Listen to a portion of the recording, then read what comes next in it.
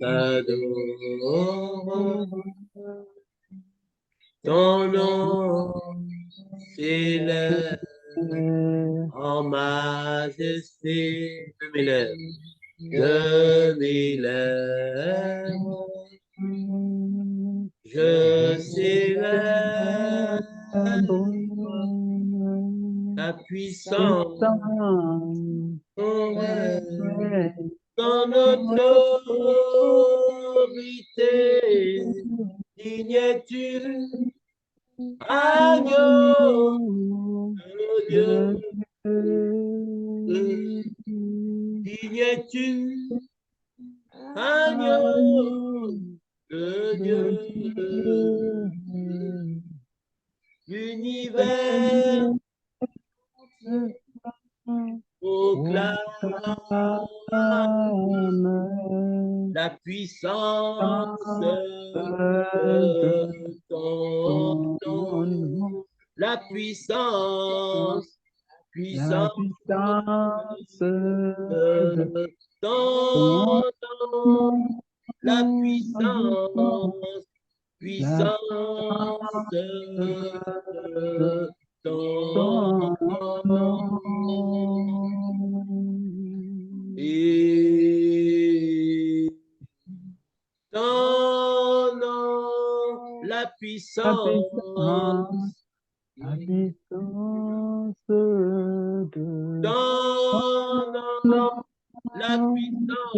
nom, la puissance ton nom, la puissance et ton nom, digne es-tu, agneau de Dieu. Encore digne es-tu. Agneau De Dieu. L'univers entier proclame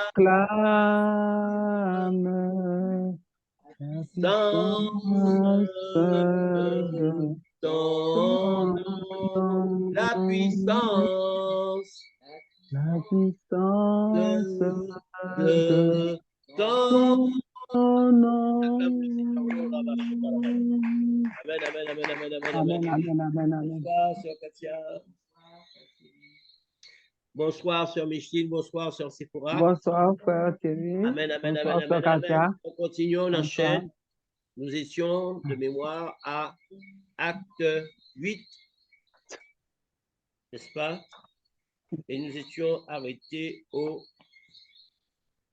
verset 11, ce fameux verset 11. Alors là, nous allons, dans un premier temps,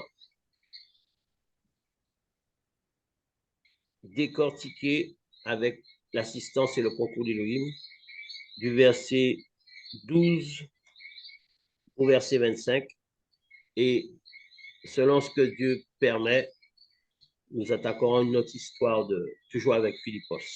Alors la sœur Sephora va nous lire acte 8, verset 12 à verset 25. Amen. Amen.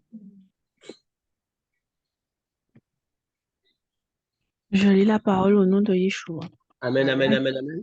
Acte 8, verset 12 à 25. Verset 12.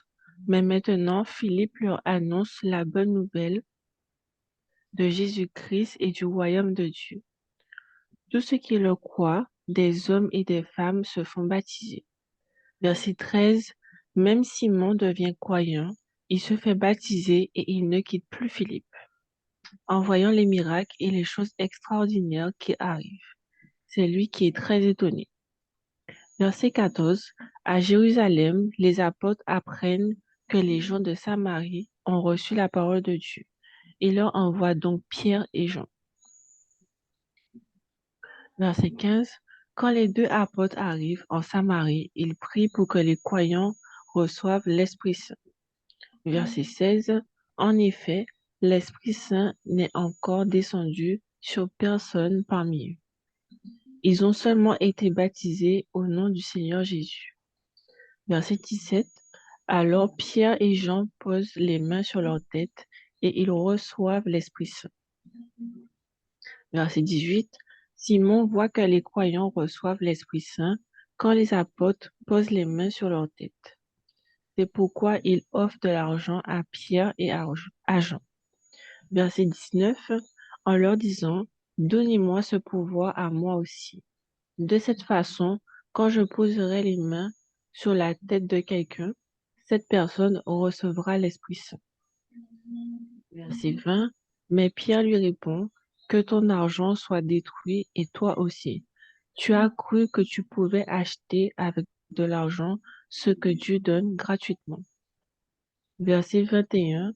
Ce qui se passe ici n'est pas pour toi. Tu n'as pas le droit d'y participer. En effet, pour Dieu, ton intention est mauvaise. Verset 22. Ce que tu as fait est mal. Reconnais cela et prie le Seigneur. Il va peut-être pardonner ses mauvaises pensées. Verset 23. Oui, je le vois, tu es rempli d'envie et prisonnier du péché. Verset 24. Simon répond à Pierre et à Jean. Priez vous-même le Seigneur pour moi, alors que rien de ce que vous avez dit ne pourra m'arriver. Verset 25. Les deux apôtres rendent témoignage en annonçant la parole du Seigneur. Puis ils retournent à Jérusalem. En chemin, ils font connaître la bonne nouvelle dans beaucoup de villages de Samarie. Parole du Seigneur. Parole du Amen. Seigneur. Amen, amen, amen, amen, Amen, amen, amen. amen, amen. Bien-aimés, ce que je vous disais en préambule se confirme. Nous avons un concert de gallinacés. Mais la parole va être quand même partagée et diffusée. Nous sommes dans les îles, hein, bien-aimés, on s'excuse. Mais dans les îles, les gallinacés n'ont pas d'heure. Hein, et puis, ils ont encore une certaine liberté. Dans d'autres métropoles, ils crient à cette heure-là, le coup est coupé dès le lendemain, vu l'article. Mais ici, dans nos contrées, nous ne sommes pas trop dans les articles. On leur laisse encore la liberté de pouvoir chanter. Amen, alléluia. Donc, Amen. allons-y. Acte 8, verset 12 à 25, verset par verset. Verset 12. Mais maintenant, Philippe leur annonce la bonne nouvelle de Jésus-Christ et du royaume de Dieu. Tous ceux qui le croient, des hommes et des femmes, se font baptiser. Amen. Alléluia. Amen. Donc, on a vu que le magicien Simon étonnait ce peuple de Samarie. Hein. On a dit que c'était un peuple qui était dans la sorcellerie, hein, un peuple dans les divinités. Et là maintenant, Philippe est arrivé avec la doctrine de notre Seigneur Yahushua Mashiach. Et tous ces gens qui s'adonnaient à la sorcellerie, hein, puisqu'on nous dit qu'ils avaient des livres, ils ont même brûlé les livres, quand ils voient Philippe, ils savent que c'est le véritable Elohim. Et ils commencent à croire au Seigneur Yahushua et des conversions se font par un grand nombre. Amen. Donc, au verset 12, donc, quand ils ont cru, Philippos, annonçant l'évangile des choses concernant le royaume d'Élohim et le nom de Yeshua Amashia, tant les hommes que les femmes furent baptisés. Alors, Sœur Sephora, comme c'est toi qui as lu, qu'est-ce qui t'interpelle dans ça, dans la manière dont c'est formulé le verset 12? Alors, je te le redis selon moi.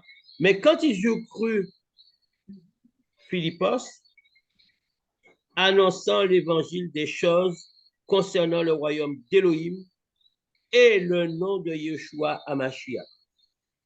On coupe virgule. Tant les hommes que les femmes furent baptisés. Qu'est-ce qu'il y a qu'est-ce qu'il y a même de troublant dans la manière dont c'est formulé? Sœur Micheline, on réfléchit. Sœur Katia aussi. Mais Je ça vous le dit, relis une dernière fois, mais je vous le lis selon la ponctuation. Il y a une seule virgule. Hein. Mais quand ils eurent cru Philippos annonçant l'évangile des choses concernant le royaume d'Élohim et le nom de Yeshua Mashiach, virgule, tant les hommes que les femmes furent baptisés. Dans la syntaxe, qu'est-ce qui interpelle? Mais le Il y a royaume déjà de... littéral et spirituel éventuel. Oui, je t'écoute. Je t'écoute. Donc, du coup, il y a la bonne nouvelle de Jésus-Christ et le royaume de Dieu. Mhm. Je suppose qu'ils sont deux choses différentes. Pas différentes, Mhm. mais il y a une... comment ça s'appelle? Tu n'arrives pas à l'exprimer, mais tu as déjà compris en grande partie de quoi il s'agit. Est-ce que quelqu'un peut l'aider, peut compléter? Sœur Micheline, Sœur Katia. Sa sœur Sephora vous a déjà mis sous la voie, grandement. Sœur Katia?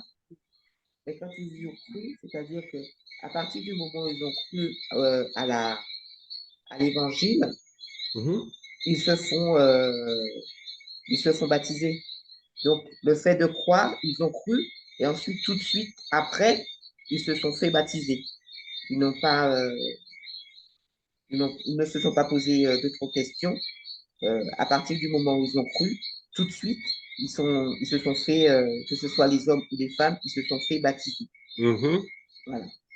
Donc, ça veut dire que croire à la parole, Mhm. à partir du moment où tu crois à la parole, tu te fais, tu te fais baptiser. À partir du moment où tu crois la parole, tu te fais baptiser. Sœur Micheline? Oui, je dirais pareil que la sœur Katia, mais il y a quelque chose, le début du verset 12 qui dit, Mhm. mais quand il eut cru à Philippe, au début, c'est intrigué un petit peu. Alléluia! Alléluia! Ouh, ce soir-là, eh bien, ça promet. Si elle t'appelle effectivement, et Micheline, ça y est, elle a trouvé, elle a mis doigt dessus, hein. Sephora a compris, mais elle n'a pas pu l'exprimer. Katia a compris en partie, mais Micheline a vraiment mis le droit dessus. Oh, quelle journée, sœur Micheline. Mais quand ils eurent cru, Philippos,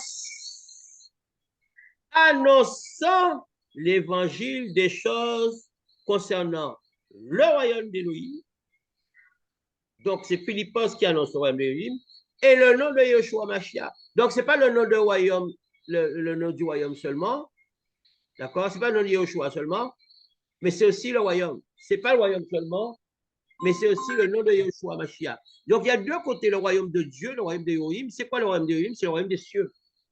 C'est les choses surnaturelles, le divin. Amen. Mais il y a aussi, et le nom de Yeshua Mashiach. Nous ne sommes pas des trinitaires, bien-aimés. Yeshua Mashiach est Dieu. Il n'y a pas trois dieux. Chacun est Dieu et c'est la même personne, selon la dispensation. Parce que sinon, on nous aurait dit, mais quand c'est Jésus Philippos annonçant l'évangile des choses qu'on a dans le royaume d'Élohim, point barre. Amen. S'il fallait s'arrêter qu'à Dieu, en tant que Dieu, comme il l'appelle, concernant le royaume d'Élohim, c'était fini. Pourquoi parler du nom de Yeshua? C'est parce que le nom de Yeshua, Mashiach, a une importance capitale, bien aimé. Il ne faut pas négliger ce nom-là, parce que c'est le seul nom qui nous a été donné. C'est le nom de Yeshua Mashiach. Tout ce que nous le faisons au nom de Yeshua Mashiach. Yahweh, Dieu, donc, a prévu les dispensations. Le Saint-Esprit, c'est par lui que passe les dons. Mais tout ce que nous faisons au quotidien, notre quotidien rythmé par le nom de Yeshua Mashiach. C'est Yeshua Mashiach qui est Seigneur, qui est Dieu. Ça, nous en avons la preuve ici.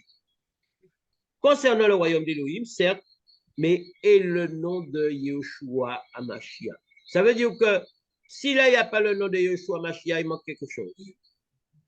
Alors, et s'il n'y a pas on ne parle pas du royaume d'Élohim, du royaume de Dieu, ça n'a pas de sens non plus. Ça, il manque du sel. Mais au début, ils disent, mais quand ils ont cru Philippos, nous savons que nous avons les yeux fixés à Yeshua.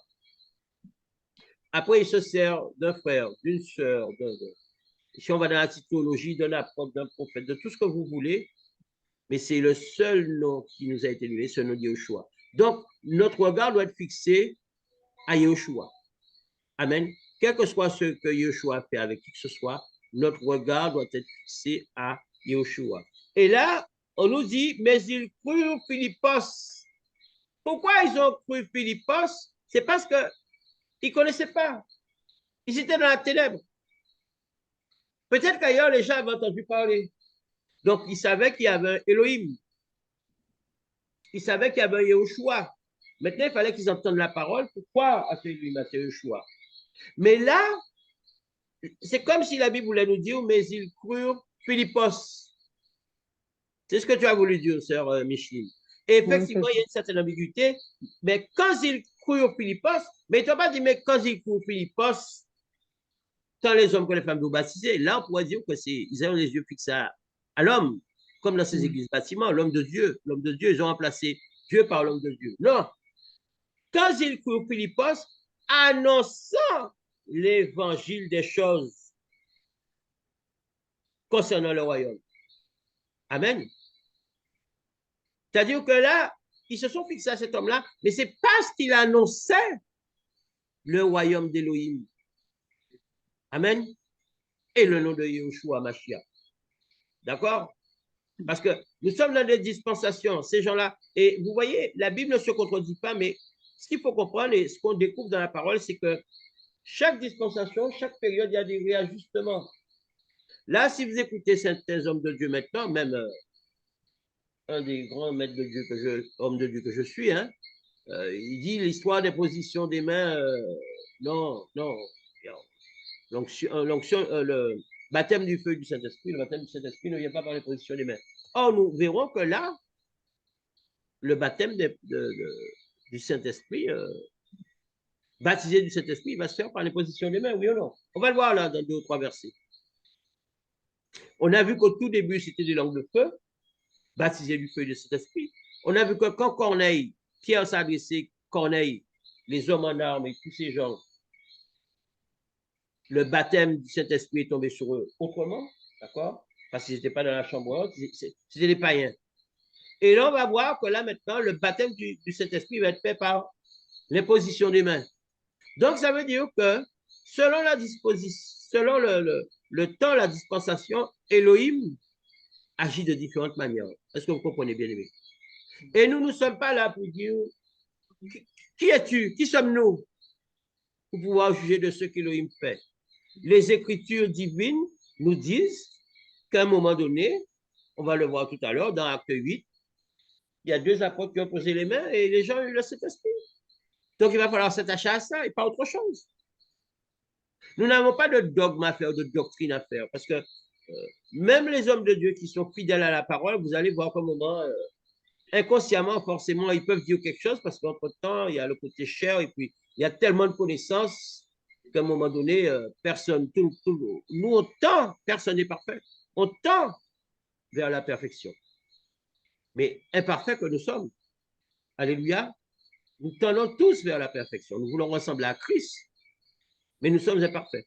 Donc, là, les gens ont cru à Philippe, mais ils ont cru à Philippe parce qu'il annonçait l'évangile des choses concernant le royaume d'Élohim. Ils n'ont pas cru à l'homme. Ils ont cru à celui qui était porteur de la nouvelle. Est-ce que vous voyez la différence? Là, nous sommes dans une dispensation. Quelqu'un arrive, il parle du royaume d'Élohim, il parle du nom de Yoshua Mashiach, le seul nom qui nous a été donné. Donc, ils sont fixés à lui, mais par rapport à tout ce qu'il amène. Mais là, maintenant, dans toutes ces églises bâtiments-là, père spirituel, là, quand vous décidez qu'il y a un père spirituel et comme eux, ils se complaisent en ça, là, c'est pas pareil. Là, c'est consciemment, volontairement que, oula, alléluia, hein, que vous remplacez. Or, il n'y a pas de médiateur entre nous et Dieu. Il n'y a pas de médiateur entre nous et Yoshua. Amen. Il est nullement écrit quelque part qu'il y a un médiateur entre nous et Yoshua. Tu vas dans ta chambre, dans ton salon, la journée, la nuit, comme tu veux. Et là, maintenant, tu t'humilies devant le Seigneur. Et tôt ou tard, il te parlera. Il n'y a pas à avoir un intermédiaire. Là, nous sommes ensemble dans la parole, mais il n'y a pas à appeler le frère Thierry ou frère Thierry, fais-moi me rapprocher de Yoshua. Non, non, non, non, non. Ça n'existe pas, ça. Affaire Thierry, son serviteur inutile, je suis avec vous par grâce, la grâce d'Élohim. Mais chacun de nous, maintenant, rempli de l'esprit, si on est baptisé du feu du Saint-Esprit, on est rempli de l'esprit. Et chacun de nous doit travailler au quotidien son intimité avec Yeshua Mashiach. Donc, ce qu'on peut comprendre là, le crédit qu'on peut accorder aux Samaritains de ce qu'ils aient cru un homme, c'est parce que ces gens-là étaient tellement dans la sorcellerie qu'ils avaient jamais entendu parler du véritable, ou alors s'ils n'en avaient pas entendu parler du temps d'Akab, ils l'avaient oublié, et qu'au quotidien, ils étaient dans leur sorcellerie, dans leur divination, dans leur pratique sorcellerique, et que finalement, voilà quoi. La preuve, ils s'attachaient à Shimon. Donc, de la même manière, je vous ai dit que même dans les... Oh, j'ai fait le lien, merci Seigneur. Même dans l'évolution des choses, il y a un temps, bien aimé. On voit que dans Acte 3, les apôtres, ils montaient prier à l'heure de la prière, non? Mais dans Acte 3, normalement, il n'y a plus de la prière, puisque Christ a déjà rendu l'esprit. Et que les rois cérémoniels relatifs au temple sont finis. Paulos nous dit prier sans cesse, prier en tout temps. Donc, il n'y a plus de la prière, mais il le pratique encore. Et là, comme il s'attachait à Simon le sorcier, parce qu'il faisait de grandes choses, de la même manière, ils se sont attachés à Philippos. C'est ce que nous devons comprendre, bien aimés. Oh, merci Seigneur. De la même manière qu'ils se sont attachés à Simon, de la même manière, ils se sont attachés à Philippos. C'est pour ça que la Bible nous dit, mais quand ils eurent cru Philippos, mais la nuance, elle est de taille. Annonçant ceci, cela. Mais ils étaient encore à croire l'homme. Amen. Mais nous, chrétiens, là, en 2024, c'est une hérésie de croire l'homme. Nos yeux dans la tête, c'est qu'à Yeshua Mashiach. Celui ou celle qui enseigne, je dis bien celui ou celle, parce que moi aussi, ma position a changé à force d'être dans les Écritures, à force de comprendre les choses. Je me disais que, oh, je vous parle de ça il y a peut-être 1 an et demi, 2 ans, hein, que les sœurs n'avaient pas le droit de prêcher, d'enseigner, mais depuis, le Seigneur m'a convaincu d'autre chose. On aura le temps de rentrer dans ça. Amen, alléluia. Parce qu'il n'y a qu'une doctrine, bien aimée. Et ce qui est écrit, nous devons comprendre.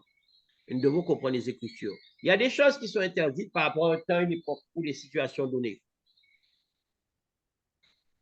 Mais quand Yahweh dit, vos fils et vos filles prophétiseront, prophétiser, c'est quoi, sœur Katia? Pas d'erreur, sœur Katia. Prophétiser, c'est quoi? Quand on prophétise, allons-y, sœur Katia.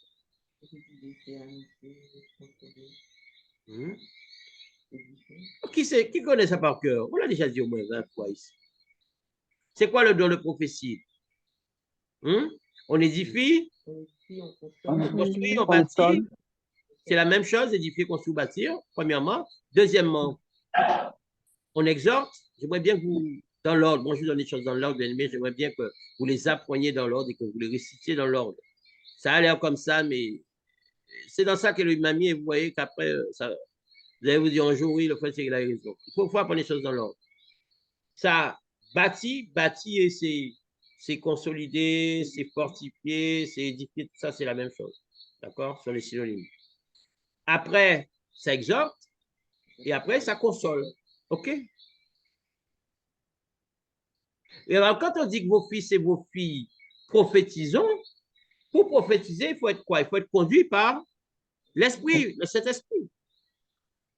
Mais si les filles prophétisent, c'est qu'elles sont conduites par l'esprit, non? Et quand on enseigne,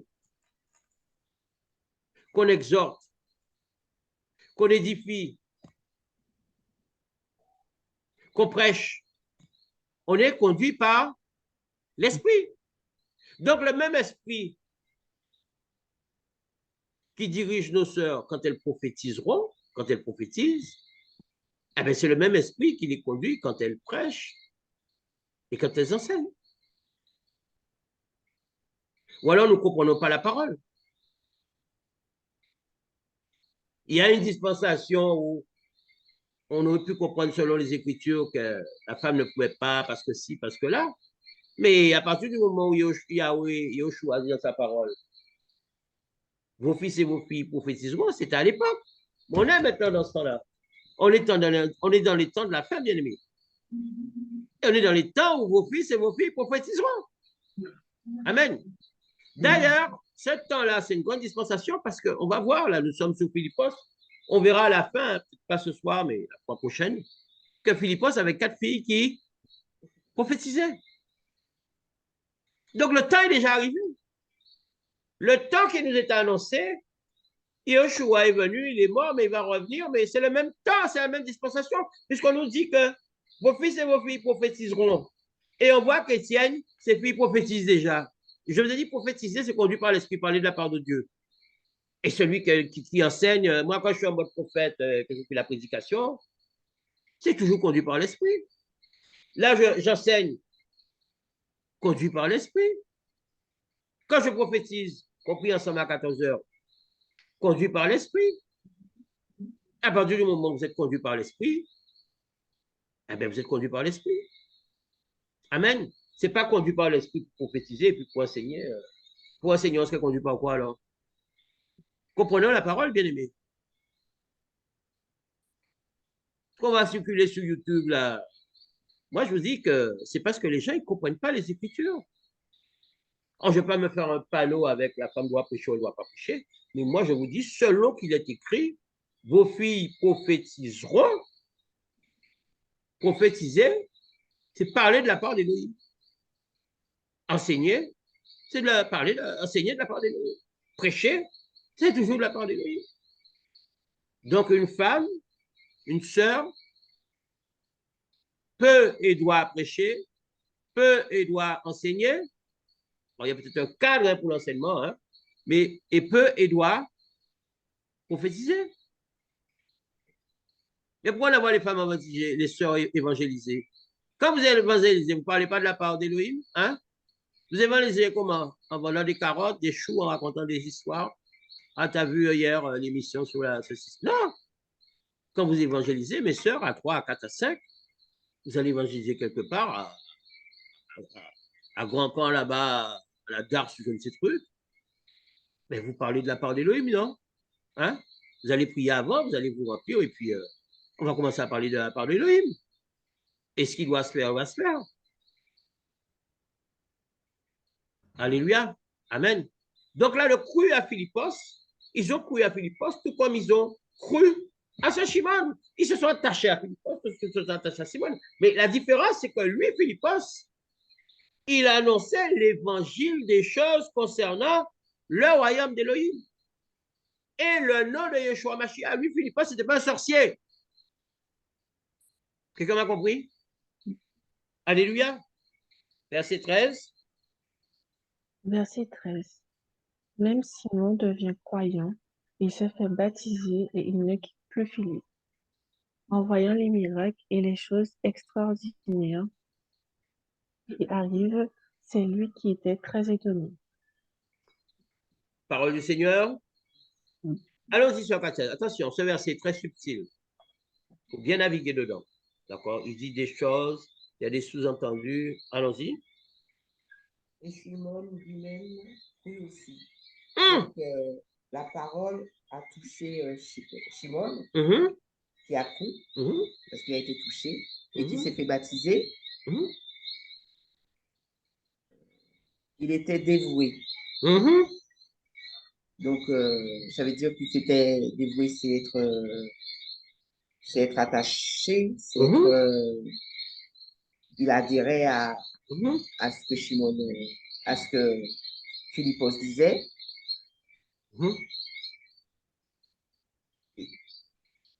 Il était dévoué à Philippos et il était dans l'étonnement en voyant les signes et les grands miracles qui se produisaient. Donc, même lui qui faisait des, des miracles, Mhm. lui-même était étonné par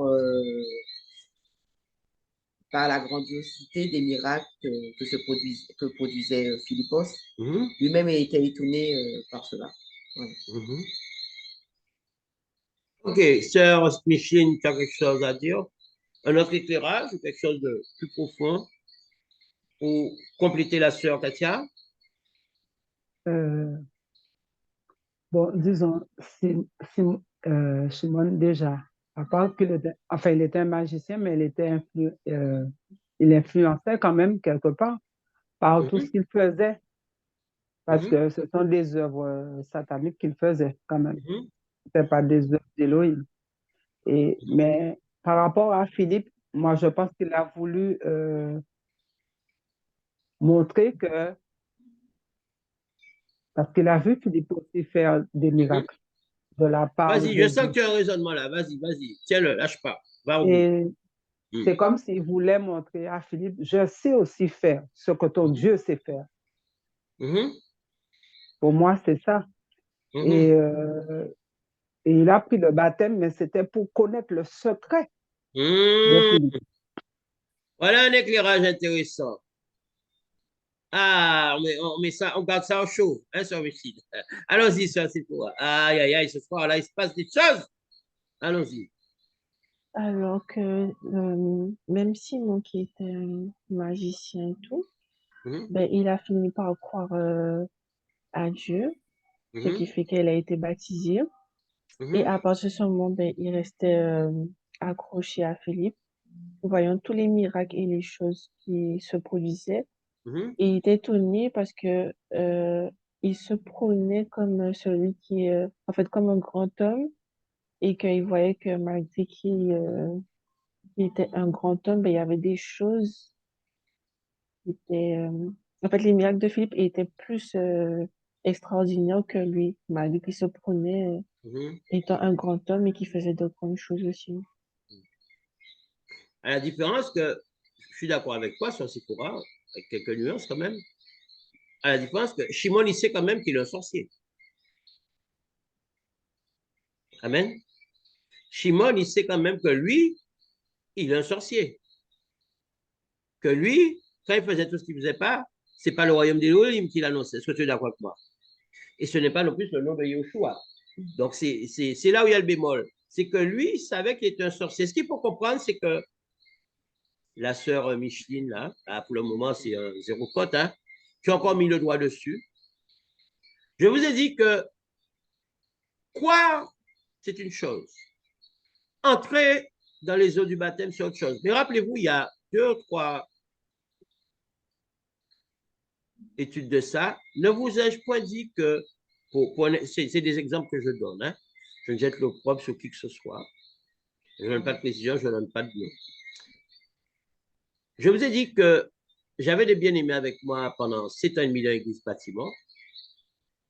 Et on a quitté à peu près dans le même temps, hein, quelques mois avant, quelques mois après. Et on s'est retrouvés là où j'ai commencé, là, dans une cellule de prière. Je faisais l'enseignement mardi, jeudi, et le dimanche matin, je faisais un culte en mode prophète. Je n'avais pas encore compris que les choses sont en moi, et puis voilà, quoi, avec le temps, je voulais déjà séparer les choses. Je savais que c'était ces 2 choses-là, mais bon, j'ai parti dans une organisation humaine, alors que c'est pas ça. Mais je vous ai dit qu'il y avait des sœurs, quand elles s'asseyaient, parce que moi j'amenais la parole, j'avais à côté de moi, on était encore serviteur et servante. J'avais la sœur Cassia, la servante Cassia, et une autre servante, avant qu'on décide d'enlever ce nom, ce titre. Et j'avais des sœurs qui se mettaient en première rangée avec des jupes très, très courtes. Et quand elles s'asseyaient, je ne pouvais plus prêcher, bien aimé. Je ne suis pas un hypocrite, je suis en face. Euh, des jupes courtes, c'est plus les jupes que je voyais autre chose, moi. Pourtant, mon épouse, Katia, était, hein, à ma droite, hein. L'autre sœur est à ma gauche.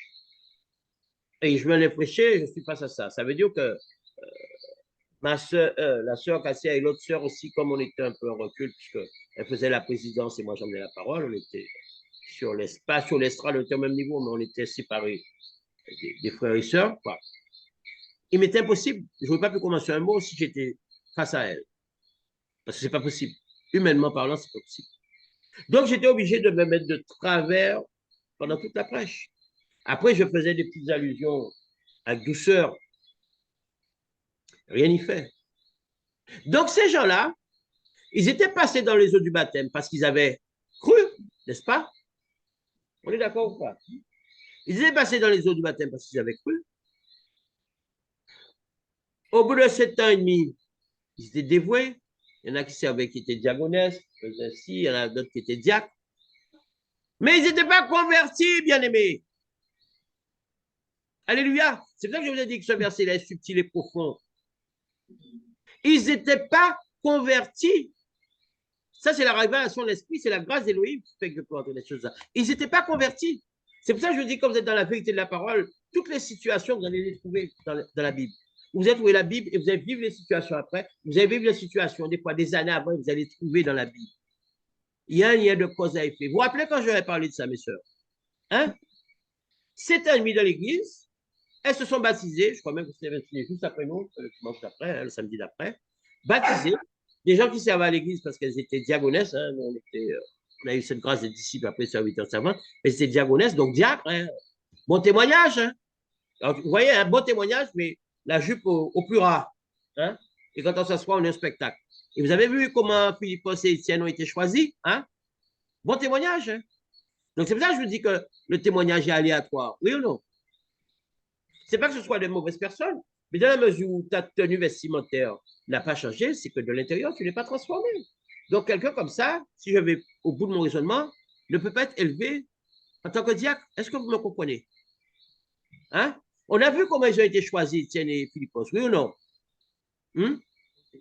Bon témoignage, rempli de l'esprit et de sagesse. Étienne même, il était débordant de foi. Il a été tué à cause de ça. Mais là, des jupes au ras, là, diagonesse. Et 7 ans et demi après, les jupes sont toujours au ras. Mais qui c'est qui les a élevés? C'est pas moi, hein? Vous comprenez un peu? Et les choses spirituelles, c'est comme ça. Moi, je guide une église, 7 ans et demi, tu as la Jupora, la truc, ok, je suis quelqu'un qui a un bon cœur, je vais prier pour toi, je ferai tout ce que j'ai à faire pour toi. Et ma grande, déjà au bout d'un moment, au bout de 6 mois, 1 an, avec des témoins, bien sûr, avec nous autres, là, sœur, machin, tu peux venir me voir, oui, voilà.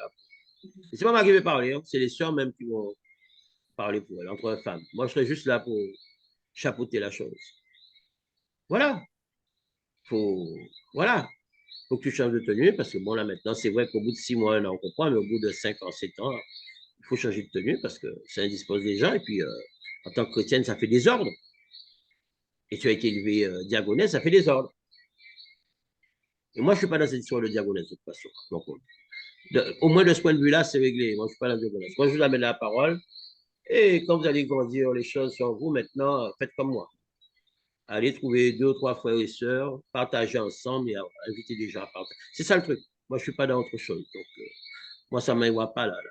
L'histoire d'église avec des diacres, des diaconesses et la chorale et toutes ces histoires-là. Je ne suis pas dans ça. Amen, alléluia. Mais c'est pour vous dire, il faut être cohérent. Là, il a été baptisé, mais tout comme la sœur Micheline a compris, Shimon n'était pas converti, bien aimé. On est d'accord? Il y a les Écritures, il y a la révélation des Écritures, et il y a comprendre le texte d'une manière globale. Et là, on peut comprendre que Shimon n'est pas converti. Il a cru, ok, pas de problème. Il est baptisé, ok, comme le frère qui avait des jeans à trous au bout de 7 ans et demi, comme les sœurs qui avaient des jupes très courtes. Ils ont vraiment cru, hein. C'est des gens qui aiment Dieu, hein. Ils ont vraiment été baptisés, mais ils ne sont pas convertis. Parce qu'ils sont encore dans les pratiques du monde.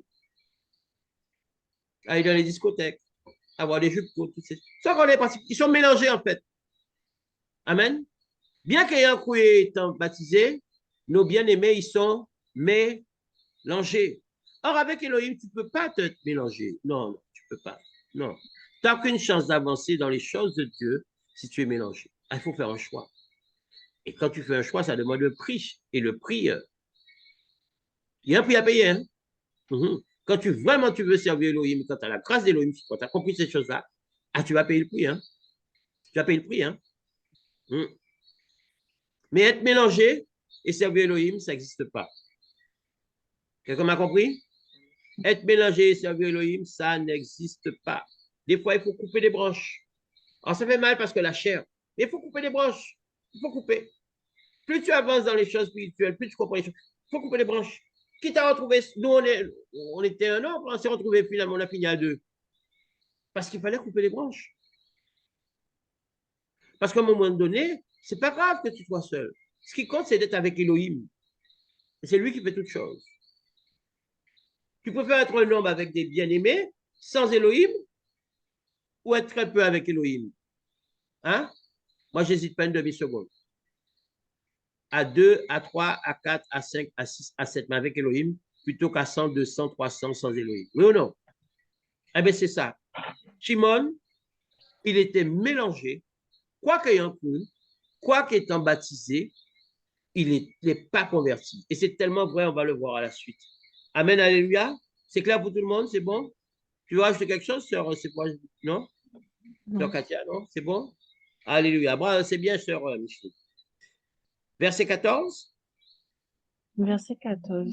À Jérusalem, les apôtres apprennent que les gens de Samarie ont reçu la parole de Dieu. Il leur envoie donc Pierre et Jean. Allons-y, sœur Sephora, tu es déjà dessus. Explique-moi ça.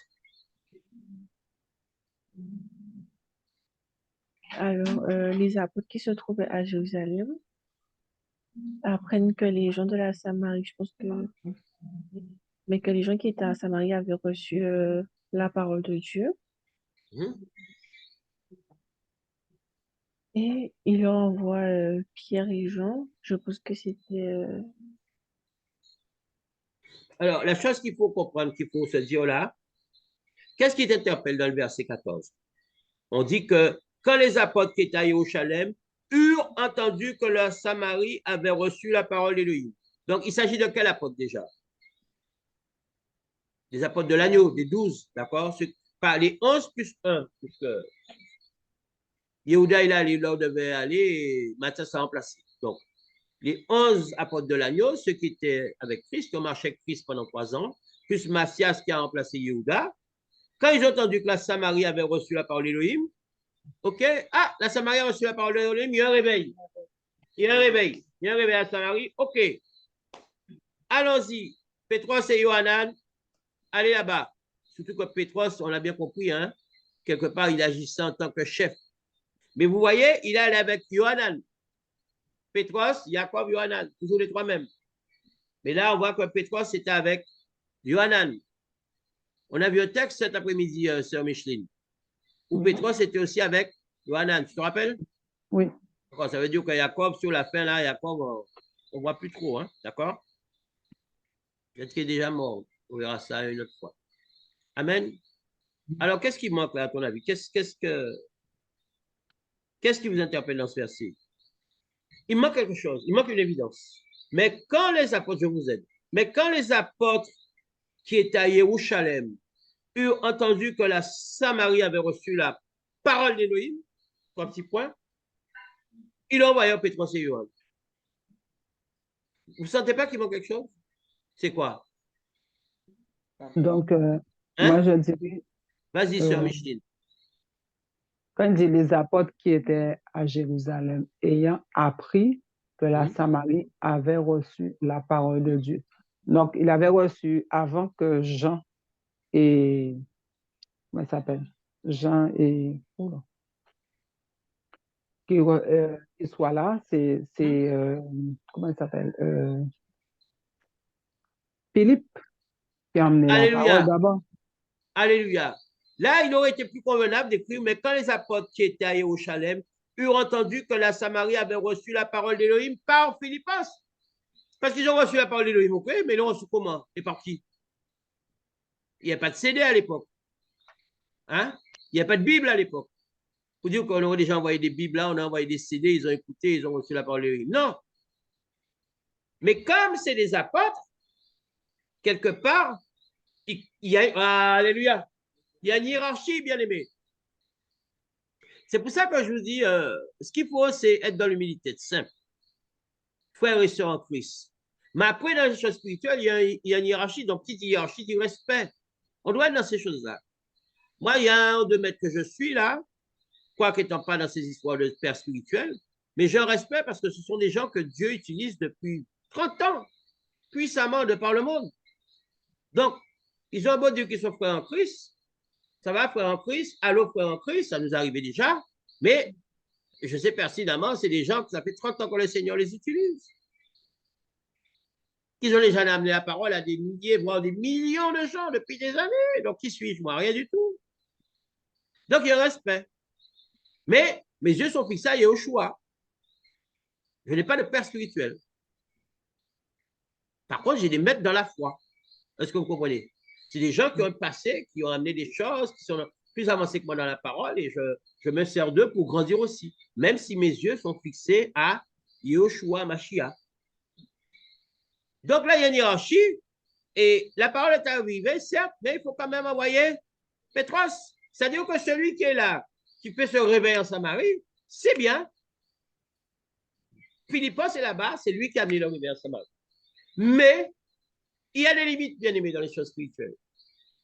Il y a un niveau donné, à un moment donné, bien que Philippos ait amené le réveil dans toute la Samarie, bien qu'il ait fait que Yahweh l'ait utilisé, Yahushua l'ait utilisé puissamment, pour des miracles, des guérisons, des prodiges, il y a un moment donné, dans le spirituel, il y a un niveau.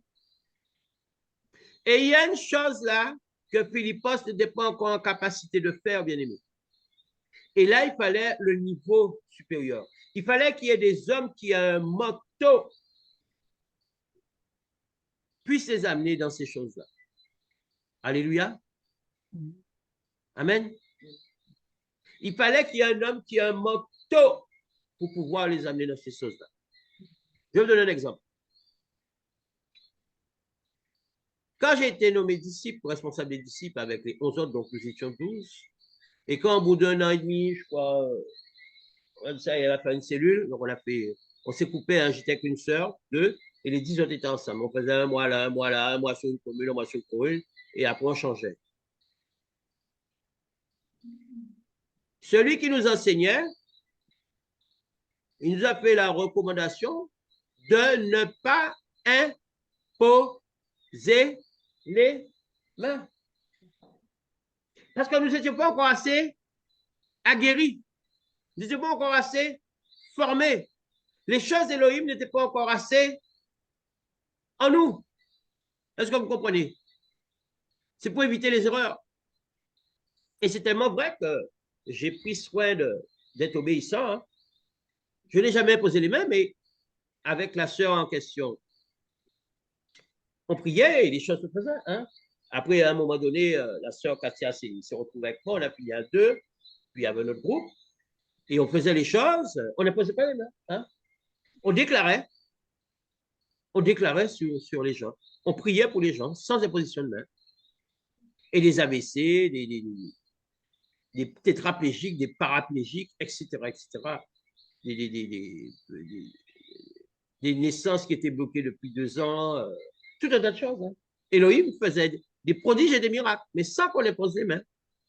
Et un jour à l'église bâtiment, un jour où il y avait un invité, c'est même pas l'homme de Dieu qui était là qui m'a dit de faire ça. Il n'était pas là, mais il a donné les consignes, hein, forcément. Et c'est l'invité qui m'a dit, serviteur, impose les mains. Et je suis allé et j'ai imposé les mains sur dans l'église, hein, sur un bien-aimé. Et Elohim s'est glorifié avec puissance. Et à partir de là, forcément, comme on m'a fait imposer les mains une fois à l'église, j'ai posé les mains dans la cellule. Et quand j'avais prié droite gauche, je me suis dit, j'ai un spirituel. Une fois que tu l'as, tu l'as. Alléluia. Et c'est pareil, hein. À force de vous faire prier pour les gens, autant convenable, je vous imposerai les mains pour que vous puissiez maintenant imposer les mains. Parce que nous sommes dans les choses spirituelles. Alors, la Bible dit, vous imposerez les mains aux malades. Oui, mais il y a un temps. Est-ce qu'on comprend? Il y a un temps. Il y a un temps, parce que nous sommes dans les choses spirituelles. Moi, dernièrement, quand je suis allé à Pointe-à-Pitre, là, pour acheter les fameuses Bibles, vous vous rappelez? Il y avait, bon, c'est pas un fou de gadaré, hein. Vous savez, ceux qui traînent là, le short à moitié sur les fesses et torse nu, tout ça. Il est venu vers moi. Il était devant en train de parler avec une sœur que j'avais connue, là, on parlait de Jésus, forcément. Et il m'a dit, pasteur, il dit, je ne suis pas pasteur, mais c'est pas grave. Il m'a dit, est-ce que je priais pour moi? Il voulait que je prie pour lui. J'ai prié pour lui. Mais j'ai prié pour lui à distance. Et comme j'ai ce charisme d'eau, je lui ai serré la main, j'ai prié pour lui. Et lui m'a fait ce qu'il avait à faire. Mais je ne lui ai pas imposé les mains. Est-ce que vous me suivez? Parce que l'esprit ne m'a pas convaincu de lui imposer les mains. Donc, quand on grandit dans les choses spirituelles, il y a le sentiment, hein, d'accord? La conviction intérieure, là, elle compte aussi énormément, d'accord? Et toutes ces choses-là, ça va se manifester au fur et à mesure, mais dans le bon ordre. Amen, alléluia. Donc là, Elohim utilisait puissamment Philippos, puisque c'est lui qui a amené le réveil, mais malgré tout ça, puisqu'on a vu hein, des prodiges, des miracles, des boiteux, des paralytiques, toute espèce de choses, mais on a quand même vu que pour ce qui est de l'imposition des mains, on a dépêché de Jérusalem deux apôtres majeurs. Ceux qui marchaient le plus avec Yahushua. C'est-à-dire qui? Pétros, sur cette pétra, je bâtirai mon église. Et le deuxième, c'est qui? Yohanan, celui qui aimait Yahushua. Alléluia. Amen. Verset 15. Verset 15. Quand les deux apôtres arrivent en Samarie, ils prirent pour que les croyants reçoivent l'Esprit Saint. Lis-moi le verset 16 aussi.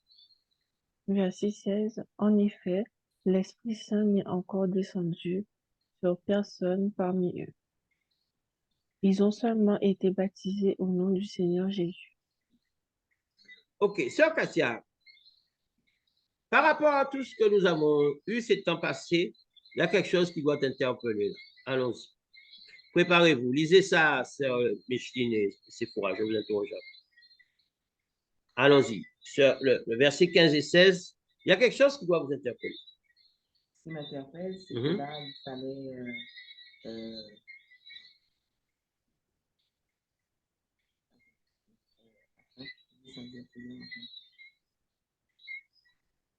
sur chaque verset, je vais vous aider. Cela, tu as compris à peu près, mais tu vas te mélanger les persos. Sur chaque verset, ce n'est pas comme une contre-vérité, hein? Mais ce qui a été dit précédemment, c'est comme si on nous disait l'inverse.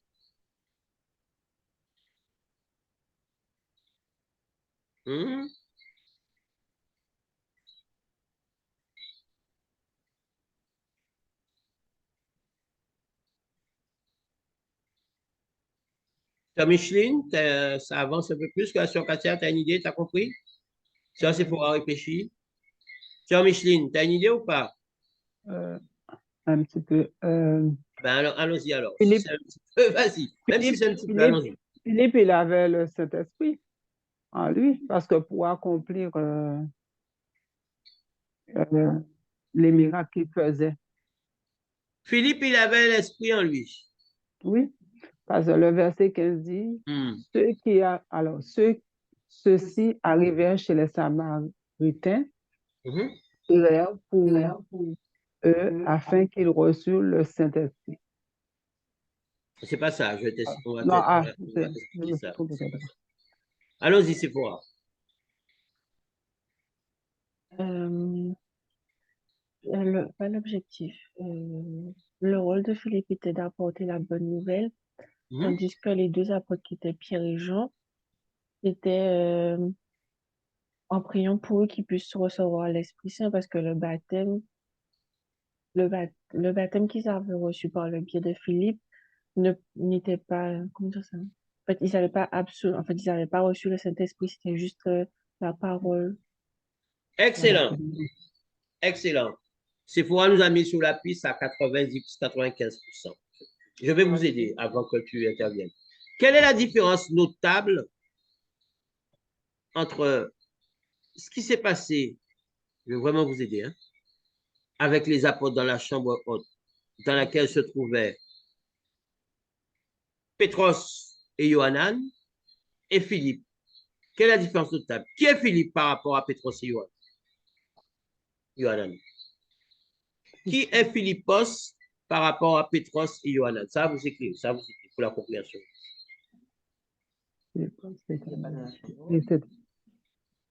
Philippe, c'est pas l'apôtre de... Quelle est la différence entre Philippos et Pétros et Yohanan?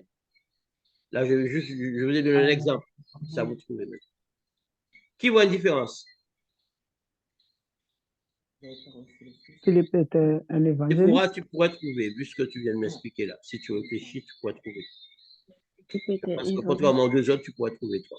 Quelle est la différence fondamentale entre Pétros et Yohanan, d'une part, et Philippos, d'autre part? Alors, je vais vous aider encore plus. Spirituellement, comment les choses sont avancées dans la vie de Pétros et Yohanan, d'une part, et de Philippos, d'autre part.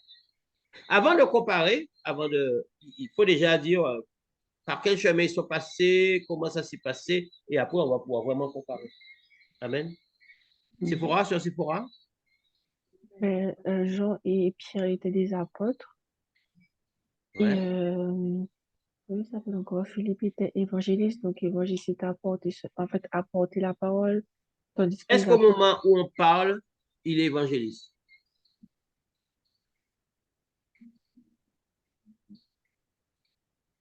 Ben oui, vu qu'il apporte la Il bonne nouvelle. manifeste. Est-ce que moi, je suis prophète enseignant?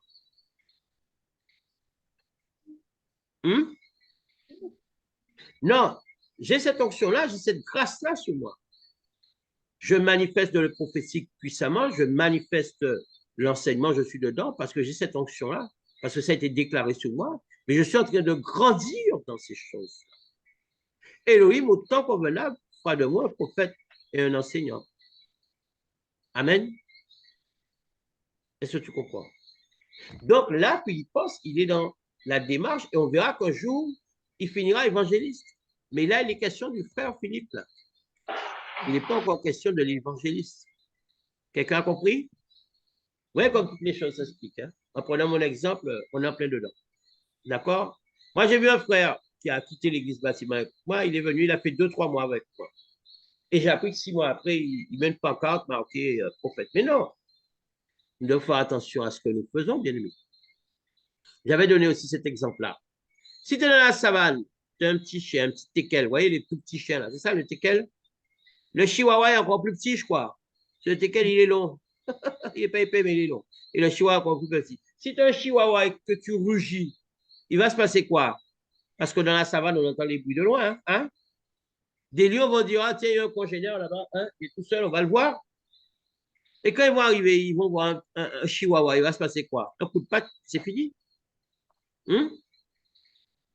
Donc, si tu as un chihuahua, il faut aboyer. Et le lion rugit. Mais il ne faut pas rougir si tu es un chihuahua, parce que les lions, ils vont te bouffer. Amen. Donc, moi, l'onction de prophète et d'enseignant sur moi, je ne suis pas encore au fait de ces choses-là. Amen. Je vais toujours dire que c'est cette onction-là qui compte sur moi. Je n'ai jamais dit que j'étais prophète enseignant. Mais cette onction-là compte sur moi. Amen, alléluia. Donc, de la même manière, Pétros et Yohanan étaient des apôtres. Ils avaient marché 3 ans avec Yoshua. Yoshua les avait élevés au rang d'apôtres. Et ils étaient dans la chambre haute et ils ont été baptisés du feu du Saint-Esprit. Mais quel est le cursus de Philippos? Philippos, il était dans l'église. On rendait un bon témoignage de lui. Il était rempli de l'Esprit Saint et de sagesse.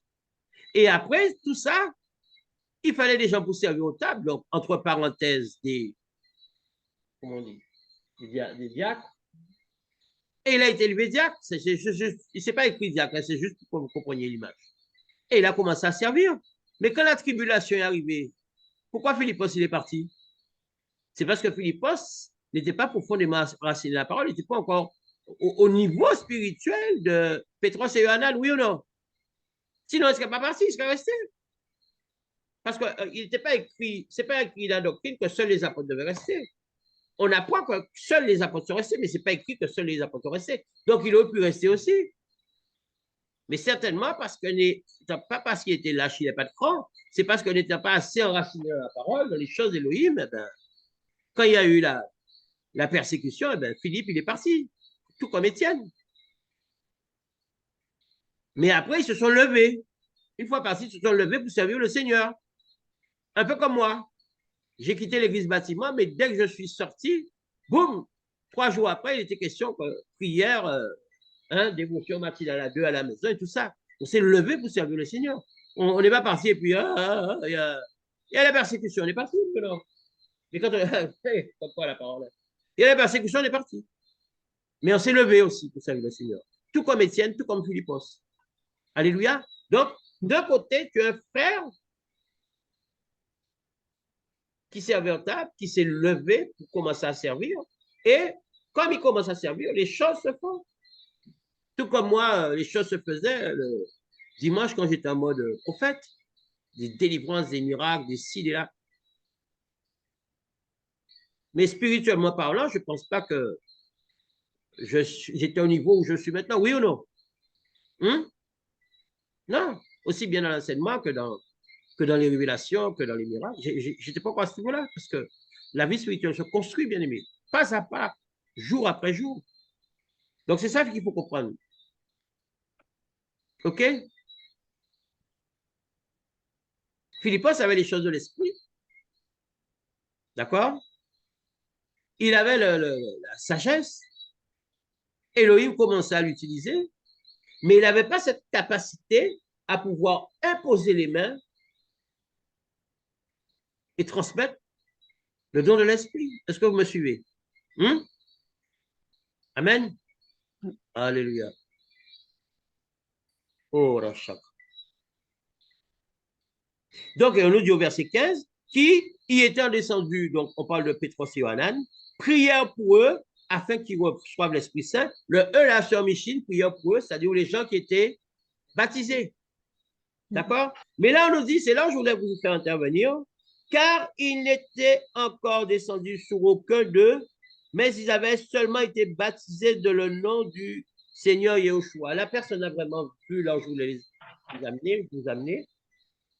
Rappelez-vous, il y a un moment, on dit que Yohanan le Baptiste faisait le baptême de repentance, pas du Père, du Fils, du Saint-Esprit. Et après, on nous a dit que Yahushua arrivait, que maintenant les gens allaient être baptisés au nom de Yahushua. Et que c'est Yahushua qui ramenait le baptême d'esprit. Oui ou non? Amen. Oui. Et là, il écrit quoi là? C'est le vers qui est écrit là. Car il n'était encore descendu sur aucun d'eux, mais ils avaient seulement été baptisés de le nom du Seigneur Yahushua. On ne comprend plus là. Ah, la parole, bien aimé, c'est terrible. Hein? Mais la parole ne se contredit pas. Ce qu'il faut comprendre, c'est des dispensations, bien aimé. Des dispensations. Tu peux être baptisé. Et c'est pour ça que j'explique. Les gens, ils ne vont pas au fait même des Écritures dans le détail. C'est pour ça qu'ils se mélangent les pinceaux. Parlant en langue, ah, ça y est, baptisé du feu du Saint-Esprit. Mais c'est écrit où ça? On confond le parler en langue et le parler, la diversité des langues. On confond tout. On confond tout parce qu'on n'est pas scripturaire. Et même certains anciens, là, des années 40, qui sont scripturaires, ils font des erreurs. Tout comme moi, j'en ai déjà fait et j'en fais encore. Amen. Parce que là, ce qu'il faut comprendre, c'est que dans le baptême, au nom de Yeshua, certains, peut-être, étaient baptisés de l'Esprit. Mais apparemment, pour ce qui concerne les Samaritains, eh bien, ça n'était pas le cas. Est-ce que vous en comprenez? Amen. Parce que nous sommes au début, bien aimés. Et au début, comme ça, ben, voilà, les choses ne se font pas de manière mécanique. Et je vous ai déjà dit, Elohim, la plus grande chose qu'il faut comprendre, c'est que Elohim est multisystème. Moi, j'ai cette pensée, j'ai cette notion que le Dieu que je prie, il est multisystème. Il y a ses écritures, il y a tout ce qu'il a fait qui n'est pas écrit, parce que tout n'est pas écrit, bien aimé, dans la Bible. Hein? Il faudrait qu'on mène vie. Il y a des gens qui savent avoir déjà lu la Bible 10 fois, 15 fois, ok, d'accord. J'ai préféré que tu l'aies lu qu'une fois, mais vraiment lu verset par verset et rester 2-3 jours par verset. Là, on pourrait dire que tu as lu la Bible. Et c'est pas un record, hein. L'idée, ce n'est pas j'ai lu 15 fois, 20 fois, 30 fois, ça ne sert à rien, ça. Si tu ne sais pas décortiquer un verset, si tu vas comprendre tout ce qu'Élohim peut nous dire, peut nous révéler dans un verset, ça ne sert à rien. La parole ne se contredit pas. Et frère Thierry, mais oui, mais là, tu nous as dit que baptisé dans le nom de Yeshua, ok, c'est bon. Et là, on nous dit qu'ils étaient seulement baptisés dans le nom de Yeshua. Oui, et c'était des Samaritains, ils étaient profonds dans la sorcellerie. Et peut-être qu'à ceux-là, il fallait les positionner bien. Oui ou non? Et quand je prie à distance ou en présence, je ne pose pas systématiquement les mains. Comme à distance ou en truc, je peux imposer les mains aussi. J'ai vu plusieurs fois, j'ai prié pour les gens, je leur ai mis les mains, je leur ai dit est-ce qu'ils sentaient une chaleur, et ils sentaient une chaleur, et ils avaient de plus en plus la chaleur. D'accord? Quand il s'agit des sœurs, je dis à la personne qui est à côté d'elle de mettre sa main sous son ventre, et je prie, et qu'est-ce qu'elle ressent? Et elle ressent le serpent, un serpent qui tourne, oui ou non? Dans le ventre. Hein?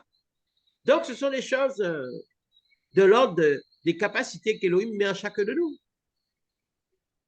Et puis, ça dépend aussi de la dispensation de la période. Amen. OK? Donc là, pour ce qui est du transfert, on appelle ça le transfert sur Sephora. Pour ce qui est transfert de l'esprit, ce qu'il faut comprendre, c'est que Philippos n'était pas en capacité de faire ça. Est-ce que tu veux comprendre? Hein? Si on a fait venir de Yerushalem,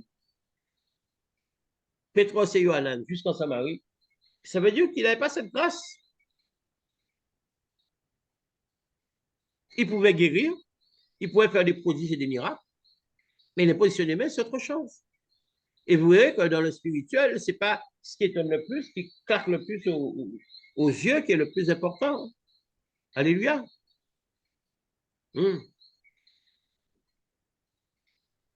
Est-ce que les dons là, les gens vont vouloir le don de prophétie, les gens vont vouloir le don de foi.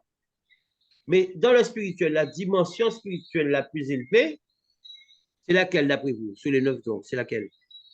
La dimension spirituelle la plus élevée. Donne foi. Non, dans le foi, c'est plus puissant, ce qu'on a intérêt à tout savoir, parce qu'il renforce tous les autres dons. Et je ne parle pas du don le plus puissant. Je parle de la dimension spirituelle la plus élevée. Là, je suis dans autre chose. Ça serait quoi d'après vous, sur les 9 dons? Le discernement des esprits. Vous voyez? Chaque chose, chaque chose. Quand on est pour le don le plus important, le plus puissant, c'est le don de foi. Quand on dit que la Bible nous a dit aspirer au don, c'est le don de prophétie. C'est ce que la Bible dit. Donc nous tous, nous devons aspirer au don de prophétie. Mais le don le plus puissant, c'est le don de foi. Et la plus haute dimension de la surnaturel, c'est le discernement des esprits. Et oui, on ne peut pas contredire la Bible, mais on peut compléter, parce que l'expérience, parce que les maîtres. Amen. C'est quelque chose, hein? Alléluia. Donc là, il fallait que Pétros et Yohanan viennent à la rescousse, OK? Pour baptiser de l'esprit. OK? Donc au verset 17, on nous dit, alors ils leur imposèrent les mains, donc c'est-à-dire Pétros et Yohanan imposèrent les mains aux Samaritains qui étaient déjà baptisés, hein? D'accord? Et ils reçurent l'Esprit Saint. OK? Verset 18. Verset 18. Simon voit que les croyants reçoivent l'Esprit Saint quand les apôtres posent les mains sur leur tête. C'est pourquoi il offre de l'argent à Pierre et à Jean. Verset 19. En leur disant, donnez-moi ce pouvoir à moi aussi. De cette façon que je poserai les mains sur la tête de quelqu'un, cette personne recevra l'Esprit Saint. OK, on va s'arrêter là.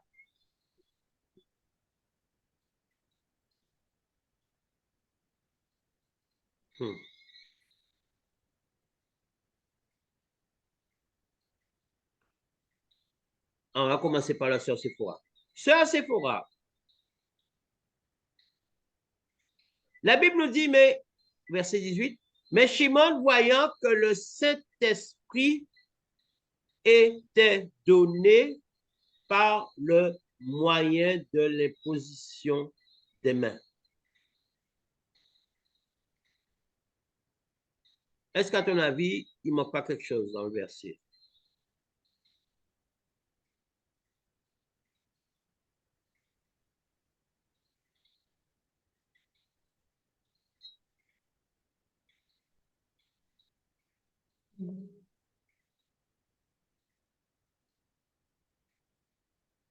Là, pour l'instant, non. Hmm? Là, pour l'instant, je ne vois pas. OK. Sœur Katia? Sœur Miching, réfléchis. Est-ce qu'il ne manque pas quelque chose? Je reprends. Mais Shimon, voyant que le Saint-Esprit était donné par le moyen de l'imposition des mains des apôtres, leur présentant de l'argent. Qu'est-ce qui manque? Il y a un truc fondamental là. La foi, la prière, de quoi? Ça n'est pas précisé que Simon, voyant que le Saint-Esprit était donné par le moyen des apôtres.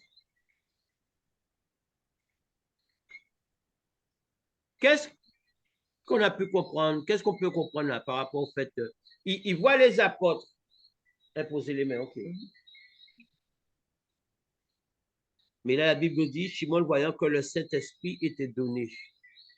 Qu'est-ce qui lui fait voir qu'il est donné, le Saint-Esprit donné? Comment on peut voir que quelqu'un a l'Esprit Saint? Comment on a vu jusqu'à acte 8 que l'Esprit, voilà, ça vous écrit mieux. Comment on a vu jusqu'à acte 8 que l'Esprit Saint avait été réellement donné? Voilà, Comment on voit ça? Ce sont des choses palpables ou c'est des choses... les choses spirituelles ne sont pas palpables par définition, oui ou non?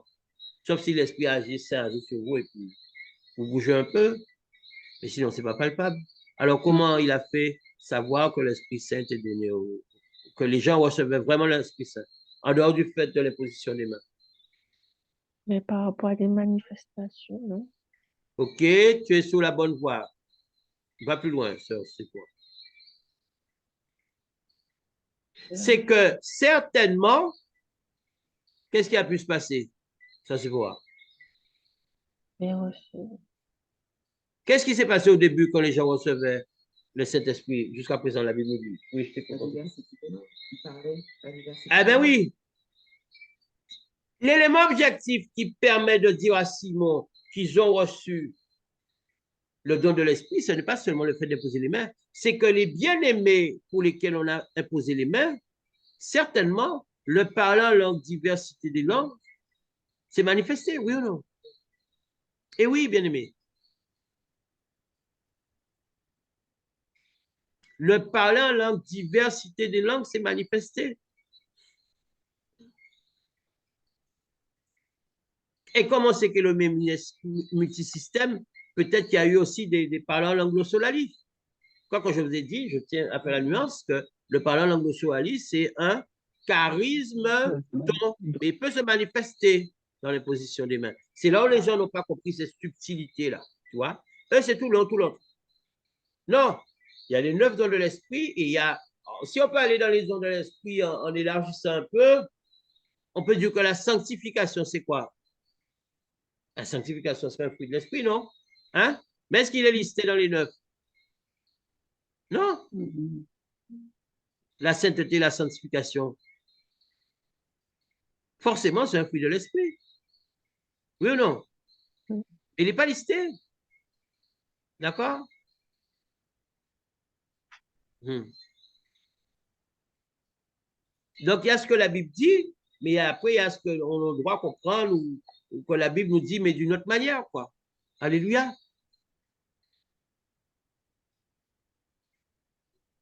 Donc là, pour que Shimon ait la preuve que ces bien-aimés-là ont reçu le don de l'Esprit, c'est que, de nouveau, ces bien-aimés-là ont dû avoir la diversité des langues. Ou en tant que don, ou en tant que le charisme don, qui est le parler en langue. Est-ce que quelqu'un me comprend? Alléluia. Alléluia. Amen.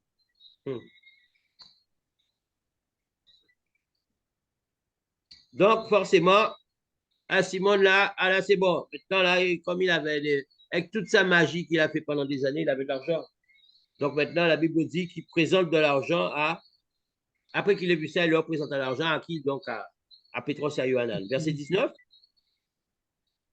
Verset 19, en leur disant, donnez-moi ce pouvoir à moi aussi. De cette façon, quand je poserai les mains sur la tête de quelqu'un, cette personne recevra l'Esprit. Wow, wow, wow. C'est terrible, hein? C'est terrible. Là, il y a un mot là qui est important. Qui peut me dire quel est ce mot et pourquoi il est important? Et ça veut dire quoi dans le verset? Allons-y. Sœur Michel ou sœur Katia, ça c'est pour bien répondre. Allons-y, bien aimé. Lancez-vous, il ira bien. En disant, accordez-moi aussi ce pouvoir. Là, tu me donnes un groupe de mots. Je t'ai parlé de mots. Donne-moi le mot. Tu as trouvé, sœur Micheline, mais précise. Sœur Sephora? Pouvoir. Pouvoir, effectivement. C'est un pouvoir, imposer les mains? C'est quoi un pouvoir? Ah. C'est la capacité de. Le pouvoir, c'est la capacité de. Pouvoir, autorité.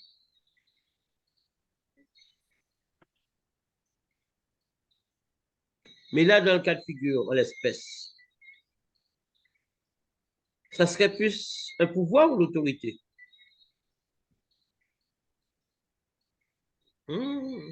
Hein? Ça serait plus un pouvoir ou l'autorité?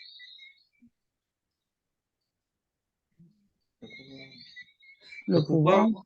Mais est-ce qu'on peut exercer le pouvoir sans l'autorité que confère ce pouvoir? L'un ne va pas sans l'autre. L'un ne va pas sans l'autre? Oui.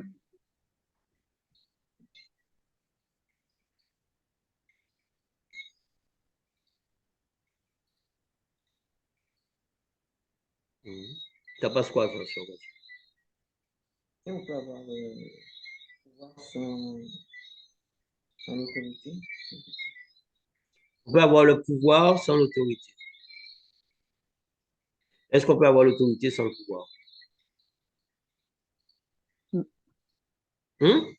Non. Non? Parce que pour avoir le pouvoir, Donc, il faut déjà qu'est-ce qui serait supérieur, pour faire plus simple? Autorité. Le pouvoir ou l'autorité? L'autorité. C'est pas ce que tu viens de me dire, là. Hein? Oui, mais là, j'ai changé d'avis. T'as tourné entre-temps? Quelqu'un est policier. Ça y est, le policier, il a fait son stage, il est affecté dans un commissariat. Il est policier. Donc, il a le pouvoir de faire certaines choses, arrêter les délinquants, faire cesser toute infraction, constater les infractions au code de la route, etc., crimes et délits sur les personnes, etc. Il a ce pouvoir-là parce que c'est son état les policiers. Il a l'autorité aussi en tant qu'agent de police que lui confère ce pouvoir. OK. Maintenant, il embarque de nuit. Donc, il embarque de nuit, il est en civil. On est d'accord?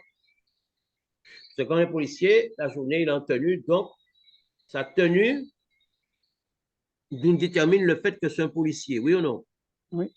Et qu'il a le pouvoir de sa fonction. Maintenant, c'est la nuit. Et à 1h du mat, sortir de boîte, 2h du mat, sortir du resto, de tout ce que vous voulez. Du café, là. Et voilà-t-il pas 4 policiers en civil dans une voiture de police. Mais ils sont en civil. Et vous, vous êtes là, vous circulez tranquillement. Et voilà-t-il pas qui vous arrête. Vous voyez 4 gars avec une mine patibulaire, enfin bon, c'est pour rigoler, dont un envoie un revolver qui sort sous son blouson. Vous faites quoi? Vous arrêtez ou vous essayez de déboîter, vous prenez la tangente. Vous allez faire quoi là? Arrêtez. Vous allez vous arrêter. Qu'est-ce qui fait que vous allez vous arrêter? Hein? Ben, parce qu'il y a un revolver. Parce que tu as vu le revolver, tu t'arrêtes. Alors, si là tu t'arrêtes, c'est parce que tu as peur alors. Ah ben oui, il faut bien comprendre la chose. Hein? Et toi, Sœur Sephora, Je tu m'arrête vois pas parce que je 4 sais pas. loustiques dans une voiture. Un des 4, tu vois un revolver, un bout de revolver qui apparaît. Il s'arrête, clic, un coup de frein à main, il descend rapidement et vient encercler ta voiture. Et tu es dans ta voiture, tu conduis avec le copain. Tu fais quoi? Tu cales de peur comme maman. Excusez-moi, bien aimé, hein? Je suis très sérieux dans les choses d'Élohim, mais je me pense. Ou tu déboîtes. C'est des brigands, ils ont un revolver, ils vont nous tuer, tu fais quoi? Je déboîte. Ah ben tu vois, toi, maman, elle a peur, ouais, calme, hein? Et toi, tu déboîtes parce que tu te dis, ils veulent vous braquer la voiture, ils veulent s'ils veulent là. Et c'est là que malheureusement, tu marches sur le pied d'un, tu en renverses un. Et après, ça fait la bavure. Parce que là, tu n'as eu aucun moyen d'identification de ces 4 policiers. Est-ce que tu me suis? Même si tu as vu un revolver apparent, au contraire, ça t'a plus mis la pression encore, tu te dis c'est des truands, ils viennent t'agresser, une jeune fille seule, avec, même s'il y a un copain, mais bon, il est 2 heures du mat, ils sont 4, etc., etc. Mais si, même s'ils se sont arrêtés de manière cavalière, si ces mêmes individus, entre parenthèses, ou ces mêmes personnes, ont un brassard orange marqué police, un gyrophare bleu qui tourne, même s'il n'y a pas un pimpon, et qui s'arrête, boum, tu vois le gyro, tu vois les 4 mêmes avec une arme qui apparaît, mais c'est marqué police. Tu fais quoi là cette fois-ci? Je m'arrête Ah, et pourquoi tu t'arrêtes cette fois-ci, tu n'es pas arrêtable? parce qu'ils sont identifiés. Ah, parce que là, ils sont identifiés en tant que policiers. Donc, ils ont l'autorité avec eux. Et l'autorité que leur confère le statut de policier, elle est faite parce que le fait qu'ils ont un brassard orange qui est marqué police, qui fait état de leur fonction, et ils ont le gyro.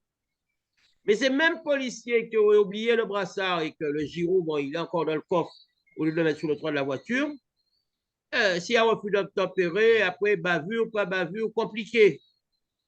Surtout si quelqu'un a fumé la scène. Ils n'avaient pas le brassard police, ils n'avaient pas le gyro. Donc, c'est une affaire qui va faire la une des médias, surtout en France en ce moment, là, pendant au moins 2 mois. Amen. Donc, vous voyez la différence entre l'autorité et le pouvoir? Pareil, un policier, il fait son jardin à 3 heures, il s'engueule avec le voisin. Ça finit en coup de pelle, en coup de truc. Est-ce qu'il pourra faire prévoir le fait que quand les policiers arrivent, qu'il était policier, qu'il a dit ci, qu'il a fait ça? Oui ou non? Hein? Non. S'il arrête quelqu'un en dehors de ses heures de travail, oui, là, il fera état de sa carte de police et il travaillera comme il travaillait, quoi. Mais si c'est une histoire de jardinage et qui finit mal, parce que l'électricité de l'un, l'électricité de l'autre, l'eau est tombée sur l'autre, enfin des histoires et qu'ils en viennent aux mains, au contraire, ce serait une mauvaise chose pour le policier, parce qu'on doit être maître de ses nerfs. OK? Donc, vous voyez, en fonction de la situation, tout est contextuel. D'accord? Les différents voisinages, c'est pas policier, là. Tu dois gérer. Même si c'est locataire, tu dois gérer. Tu ne dois pas arriver aux mains avec un voisin. Si tu es en bac de nuit, tu dois t'identifier. Si ce n'est pas identifié, ça peut finir en bavure, ces affaires-là. Parce que tu vois, j'ai fait exprès, hein? La sœur Micheline, il y a un peu plus d'âge, donc la peur, elle cale, elle attend que ça se passe. La sœur Déborah, plus jeune, elle taille. Parce qu'elle peut encore, elle va mettre la première, voyez un peu. La sœur Kassia, oui. La sœur Kassia, c'est plus nuancé, parce que bon, elle avec moi, forcément, elle est déformée depuis 33 ans. Donc, ce n'est pas le bon exemple. Mais c'est pour vous dire un peu comment, d'accord? Donc, lui, il parle de pouvoir, parce que ce qui l'intéressait, ce n'était pas l'autorité. Voilà où je vais en arriver. Vous savez, vous connaissez, hein, je parle loin. Ce qui l'intéressait, c'est juste le pouvoir. C'est d'imposer les mains, et puis c'est lui qui donne. C'est ça qui l'intéressait, lui. Parce que l'autorité même, elle vient d'où cette autorité? Elle vient d'Élohim, bien-aimé. Vous avez compris un peu la chute? L'autorité là, quand on est homme de Dieu, on sert. L'autorité, c'est Elohim. Ce n'est pas le brassard police, ce n'est pas le giron. L'autorité là, c'est Elohim. Mais lui, ça ne l'intéresse pas, lui. Lui, ce qu'il veut, c'est le pouvoir. Il y a quelque chose dans la parole. Et c'est pour ça que beaucoup n'ont plus cette autorité d'Elohim. Est-ce que je me fais comprendre? Mais ils exercent encore le pouvoir. Quelqu'un a compris? Ils exercent le pouvoir, mais ils n'ont plus l'autorité d'Elohim. Dans nombre de ces églises bâtiments, de toutes ces dénominations, Elohim n'est plus là, l'esprit n'est plus là. Mais ils ont le pouvoir parce qu'ils ont cette apparence. Comme ils ont exercé le pouvoir depuis tant et temps. Et les gens qui ne sont pas enseignés, suffisamment enseignés, pensent qu'ils ont encore l'autorité. Mais les choses viennent d'en haut. Donc, si tu fais des choses contraires à la volonté d'Élohim, tu n'as plus cette autorité légitime, naturelle. Tu exerces une forme de pouvoir. C'est ça que je vous dis dans ces églises-là, il y a une forme d'onction, il y a une forme de délivrance. Mais en réalité, l'esprit n'est plus là. Quelqu'un a compris? Lui, c'est le pouvoir. Parce qu'au fond de lui, tout comme a dit Micheline, il savait qu'il n'était pas converti.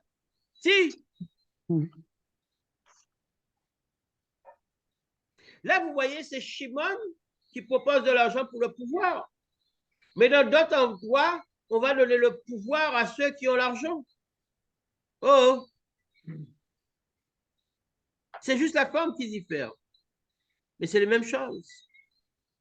Dans d'autres endroits, on va plutôt donner le pouvoir à ceux qui ont l'argent. Quelqu'un m'a compris? Je n'ai pas dit l'autorité, hein? J'ai dit le pouvoir. Une forme de pouvoir. Mais nous, en tant que chrétiens, nous devons rechercher quoi? Le pouvoir ou l'autorité? Je vais voir si vous avez compris. Sœur Micheline, nous, en tant que chrétiens, nous devons chercher le pouvoir ou l'autorité? L'autorité? Nous devons chercher l'autorité d'Élohim, bien-aimé. Et l'autorité d'Élohim, de facto, va nous donner le pouvoir. Mais le pouvoir sans l'autorité d'Élohim, c'est le diable que vous servez. Est-ce que quelqu'un m'a compris? Tous ceux qui font des artifices qui ne sont pas d'Élohim, ils ont un pouvoir. Quand vous allez chez les gars des affaires mentimentaires et tous ces sorciers de haut vol, ils ont une forme de pouvoir, oui ou non? Ils font des choses. Mais est-ce qu'ils ont l'autorité d'Élohim, ces gens-là? Non, puisqu'ils servent le diable. Amen. Ah, merci Seigneur. Il n'y a que Yahweh qui peut faire des choses comme ça. Ils servent le diable, bien-aimé. Donc, forcément, ils n'ont pas l'autorité. Parce que l'autorité, elle est une et indivisible. Dans les choses spirituelles, il n'y a qu'une autorité, Elohim, Sœur Micheline. Elle vient de Yahweh. Elle vient de personne d'autre. Il n'y a pas de père spirituel. Il n'y a pas de je te donne le manteau. Il n'y a pas toutes ces histoires-là. L'autorité, c'est Elohim. C'est Elohim qui te revêt de manteau. C'est Elohim qui te donne son onction.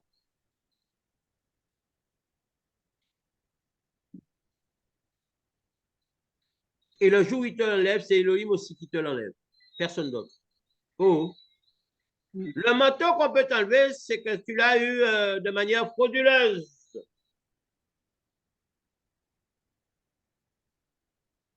Mais si tu veux vraiment le manteau d'Elohim, si Elohim, si Elohim te donne vraiment l'autorité, il n'y a qu'Elohim qui peut te l'enlever. Est-ce que quelqu'un m'a compris? Si Elohim te donne l'autorité, il n'y a qu'Elohim qui peut l'enlever. Un chrétien, parce que je vois des chrétiens, ils voient des hommes de Dieu. Non, non, non, non, non, non, non. Toi, recherche l'autorité d'Elohim. Et l'autorité d'Élohim, c'est par l'intimité avec Elohim. Vie de sainteté, sanctification. Méditer, lire la parole au quotidien et jeûner et beaucoup prier. Et si tu as charisme, donc on appelle parler en langue, prie, prie, prie, prie, prie, prie. Commence tout petit, après double, après un temps double, et double, double, double, t'arrêtes pas. Tant que l'esprit te conduit, au début, tu vas voir au bout de 5 minutes, tu as l'impression que tu as fait 1 heure. Après, tu refais encore, oh, tu as encore fait 1 heure, non, ça fait que 10 minutes. Mais arrivera un temps, il arrivera un temps, tu vas te mettre à genoux prier. Quand tu vas te lever, tu vas regarder là où il y a l'horaire, tu verras que 3 heures sont déjà passées. Est-ce que quelqu'un me comprend ce soir? J'ai dit, commence par 5-10 minutes et il arrivera un temps où quand tu vas regarder ton réveil, tu verras qu'il y a 3 heures qui sont déjà passées. Et c'est alors que tu vas percer. Il y a un moment pour percer. Ça, par contre, c'est Elohim seulement qui sait. Hein? Alors là où un frère peut percer au bout d'1 heure et demie, 2 heures en langue, peut-être que pour une soeur, il faudra 4 heures. Ou là, une soeur peut percer 2 heures en langue. Je crois plutôt à cette version-là. Je vais vous dire pourquoi. Pour un frère, il faudra 4 heures. Parce que les sœurs sont plus attachées. Leur sensibilité fait que dans la prière, elles ont plus de disposition que les hommes. Alors, je ne sais pas si je vais me faire des amis avec ça. Mais moi, je vous ai dit par rapport au cœur des femmes, des sœurs en général, si elles se mettent vraiment dans ça, elles ont plus de disposition que l'homme, d'une manière générale. Bon, il y a des exceptions. Hein. Une sœur va prier avec cœur, avec foi, va se répandre carrément. Elle pourra percer plus facilement. Elle résonne moins dans la prière. Amen. Alléluia. Verset suivant. Verset 20. Mais Pierre lui répond, que ton argent soit détruit et toi aussi. Tu as cru que tu pouvais acheter avec de l'argent ce que Dieu donne gratuitement. Verset 21. Ce qui se passe ici n'est pas pour toi. Tu n'as pas le droit d'y participer. En effet, pour Dieu, ton intention est mauvaise. Occasion, t'écoute, verset 21. Allons-y déjà sur le 20-21. 20 et 21. C'est quoi la sœur? C'est quoi? Venir?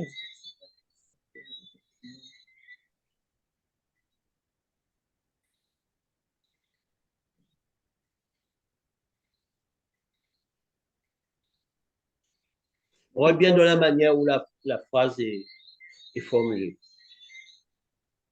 Que ton argent aille, mais Pétros lui dit que ton argent aille en perdition avec toi. Tu as pensé à quel et je reprends avec virulence.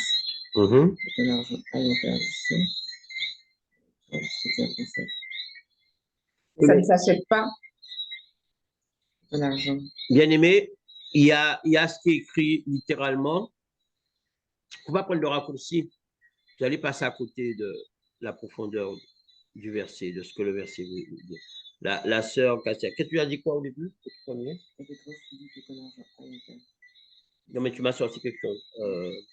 Il reprend avec virulence. Oui, c'est ça l'idée. C'est bien beau.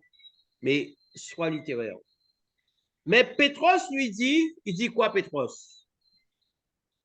Que ton argent aille en perdition avec toi. Qu'est-ce qui vous interpelle là?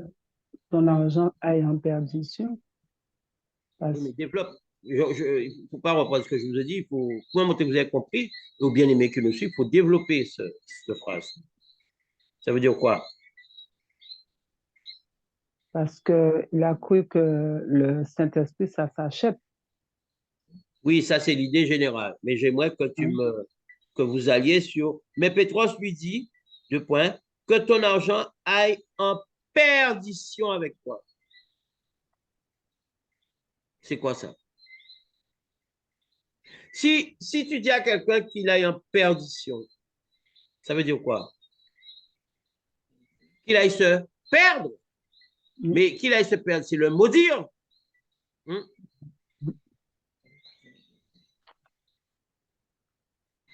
Il n'a pas dit que ton argent, que tu ailles en perdition, toi et ton argent. Il a dit que ton argent aille en perdition avec toi. C'est comme s'il envoyait en perdition avant et son argent aussi. En fait, lui, Pétros, quand il parle, il maudit Shimon. L'argent n'est qu'un accessit, en fait. L'argent accompagnera Shimon. Mais il est en train de maudire Shimon. Il lui dit que ton argent, ça c'est l'argent. OK? Ça c'est, on va prendre des bonnes couleurs. Ça c'est Shimon. Shimon a proposé de son argent. Mais Pétros ne lui dit pas que tu es en perdition avec ton argent, c'est-à-dire l'argent va aller, il dit Pétros avec, que tu es en perdition avec ton argent. Il lui dit que ton argent aille en perdition avec toi. Que ton argent aille en perdition avec toi. Mais c'est lui qui l'envoie en perdition avant. Vous avez bien compris là? Oui. Ce qu'il faut comprendre, c'est que Pétros est en train de maudire Shimon. Il a une sainte colère.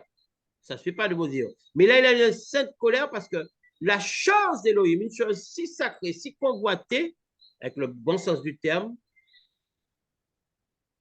le diable a cru que ça pourrait s'acquérir avec de l'argent. Donc, du coup, Pétros, il réagit et lui dit que ton argent aille en perdition avec toi. Mais il envoie Shimon à la perdition. Et vous allez voir, c'est tellement vrai qu'il a le mot dire qu'il est en train d'envoyer à la perdition. On va voir ça dans 2 ou 3 versets pour eux. OK? Puisque tu as pensé acquérir le don d'Élohim avec de l'argent. C'est pour ça que je vous ai dit l'autorité. Le don, c'est un don. Ce n'est pas un pouvoir. C'est l'autorité qui est le don d'Élohim. Quand Élohim te fait grâce, il donne l'autorité, il te fait un don de son autorité. C'est comme Dieu. C'est ce qu'il faut comprendre. Quand tu sers Elohim, quand Elohim t'a choisi, il te fait don de son autorité. C'est pour ça que quand tu prends autorité, tu dis, je chasse tout esprit, mais cet esprit mauvais, au nom de Yahushua, parce que c'est ce nom-là qui va te donner l'autorité sur les démons.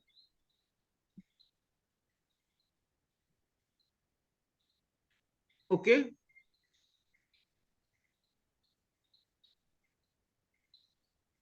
Alléluia.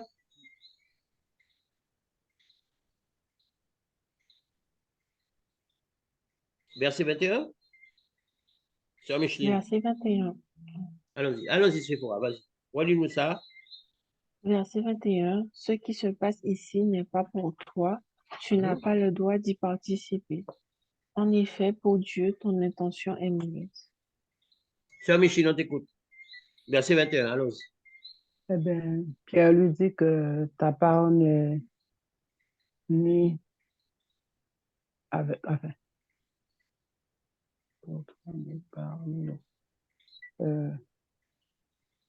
je m'exprime un petit peu après parce que. Allons-y, Sœur Katia. Allons-y, Sœur Katia. Verset 21. Là, il n'y a pour toi ni part ni d'autre dans cette affaire, car ton cœur n'est pas droit devant Élohim. Ça revient à ce qu'on avait dit auparavant. S'il n'y a pas une conversion sincère, parce que son cœur, il n'est pas converti de cœur. Gloire au Seigneur. Gloire au Seigneur. Voilà, le verset 21 nous ramène au verset 13. Il n'y a pour toi ni part ni lot dans cette affaire. Les affaires du Seigneur sont données aux fils et aux filles du Seigneur, à ceux qui le servent. Mais au diable, aux sorciers, la Bible dit, il n'y a pour toi ni part ni lot dans cette affaire, car ton cœur n'est pas droit devant lui. Le n'est pas droit là, ça veut dire qu'il n'est pas converti. On revient à ça, bien-aimé. Quelqu'un a suivi? Il n'est pas converti. Quoi qu'au verset 13, on nous dit qu'il a cru. On nous précise même qu'il a été baptisé, qu'il était dévoué. Et dévoué, là, veut dire en grec, hein, adhérer à quelqu'un, être son adhérent. D'accord? Mais il n'était pas droit. Il n'était pas vrai. Vous voyez, de temps en temps, vous m'entendez dire, sois vrai, oui ou non? Il faut être vrai dans les choses d'Élohim. Tu ne peux rien faire dans les choses d'Élohim si tu n'es pas vrai. Et en l'occurrence, c'est le cas de figure là. Il n'était pas vrai. Et c'est ce que Pétros lui dit. Qu'il n'était pas droit devant Elohim. Ça n'était pas vrai. Ce n'était pas sincère. Il n'était pas sincère. Il n'était pas vrai. Donc, son manque de sincérité fait que Elohim ne peut pas se servir de lui. Amen, alléluia. Allons-y, verset suivant. Verset 22. Lis-nous, attends. Tu vas nous lire du verset 22 au verset 24. Verset 22 au verset 24. Verset 22. Ce que tu as fait est mal, reconnais cela et prie le Seigneur. Il va peut-être pardonner ses mauvaises pensées. Verset 23. Oui, je le vois, tu es rempli d'envie et prisonnier du péché. Verset 24. Simon répond à Pierre et à Jean, priez vous-même le Seigneur pour moi, alors rien de ce que vous avez dit ne pourra m'arriver. On t'écoute, sœur Sephora, toi-même qui va nous. 22 à 24, on t'écoute. Préparez-vous, Michine et Katia. Donc, Pierre dit à Simon que ce qu'il a fait, c'est envie d'avoir juste le pouvoir et de ne pas être vrai avec Dieu. Et ben, donc de reconnaître cela et de demander, de prier le Seigneur. Donc ça veut dire pour moi demander pardon à Dieu. À ce tour-là, il serait possible que peut-être Dieu lui pardonne ses mauvaises pensées. Et que Pierre voit bien qu'il est rempli d'envie de pouvoir. Il est prisonnier du péché, ça veut dire que ben, comme il n'a pas été converti vraiment, donc du coup, ben, il reste dans tout ce qui est mal, quoi. Et que Simon dit à Pierre et à Jean de prier eux-mêmes pour lui afin que tout ce qu'ils ont dit auparavant ne l'arrive pas. Ça veut dire que il n'aille pas en perdition avec son argent. De manière plus précise, Pétros avait compris que c'était une malédiction que Shimon avait compris que c'était une malédiction que Pétros avait lancée.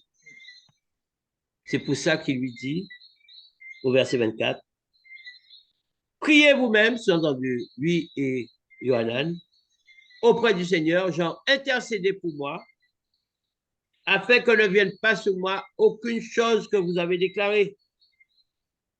D'accord? Annule ta malédiction, en fait. C'est ce que Shimon est en train de dire à Pétros. Parce que Pétros, c'est un sorcier à la base, n'oubliez pas. Donc, c'est la même bouche qui bénit, c'est la même bouche qui maudit. Donc, sachant que Pétros l'avait maudit, Shimon maintenant demande à Pétros quelque part de le bénir, oui ou non? En annulant. Mais c'est pas ce que Pétros lui dit. Pétros, on a pris à l'envers exprès, c'est pour m'expliquer. Pétros lui dit que je vois que tu es dans un fiel amer et dans un lien d'injustice, d'iniquité, de péché. Reprends-toi donc de cette malice et prie Elohim. Donc, la chose à faire même, quand on est dans le péché ou quand on a fauté, c'est de se repentir devant Elohim afin que la pensée de notre cœur nous soit pardonnée. Parce que nous sommes dans un fiel amer et dans un lien d'injustice, de péché. Mais lui, il ne veut pas. Il ne veut pas faire cet effort-là. Il veut rester comme il est. Mais il demande juste à Pétros, intercède pour moi. Est-ce que tu as compris, sœur Marie? Tu as compris, sœur Séphora? En fait, rien ne change pour Shimon, puisqu'il lui demande d'intercéder pour lui. Ça veut dire que malgré que cette menace, cette malédiction, Shimon n'est pas prêt de changer, oui ou non? Puisque quand Pétros lui dit, repends-toi donc de cette malice et prie Elohim, afin que s'il est possible, la personne soit pardonnée, il aurait dû faire quoi? N'importe qui aurait fait quoi, sœur Micheline? Tout de suite, ce serait mis à genoux et pardon Seigneur, hein? Je me reprends de cette malice, je reprends, c'est vrai que tu fais de la sorcellerie, là je voulais encore acheter ton don. La peur aurait dû s'installer dans Shimon, et afin qu'il fasse ce que Pétros lui a dit, mais non. En fin de compte, tout ça, c'était que des apparences. Shimon, dans son cœur, c'était encore un sorcier. Est-ce que quelqu'un a compris? Malgré qu'il ait cru, malgré qu'il fut baptisé, Shimon nous montre là qu'il était encore un sorcier parce qu'il refuse de se repentir. Il refuse de demander pardon à Dieu. Et il se tient toujours dans un fiel amer et dans un lien de justice. Donc, c'est un sorcier, il n'y a plus rien à faire. Est-ce que quelqu'un me comprend ce soir? Celui qui est dans les choses et que Dieu lui parle, on lui parle. Et il refuse de se repentir. C'est-à-dire qu'il continue dans ces choses-là. C'est un sorcier, bien aimé. Il n'y a plus rien à faire. Il faut que nous sachions qu'il y a ce qu'on appelle les fils et les filles de la perdition. Et quoi qu'on fasse, Yahweh même a déjà tiré un trait sur eux. Est-ce que quelqu'un me comprend? J'ai dit, il y a ce qu'on appelle les fils et les filles de la perdition. Et quoi qu'on fasse, Yahweh même a déjà tiré un trait sur eux. Ils ont déjà vendu leur âme. C'est fini. Ils sont irrécupérables. Alléluia. Les fils et les filles de la perdition. Eh bien, la parole ce soir, c'est en Katia. Ah, c'est la parole. Hein? La parole qui vivifie, la parole qui restaure. Alléluia. Amen. Verset 25. Verset 25. Les deux apôtres rendent témoignage en annonçant la parole du Seigneur. Puis, ils retournent à Jérusalem. En chemin, ils font connaître la bonne nouvelle dans beaucoup de villages de Samarie. Sœur Katia, allons-y, on t'écoute là-dessus.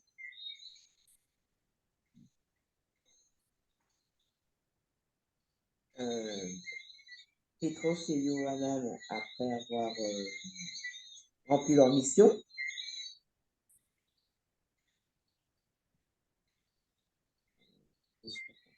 rendu leur mission,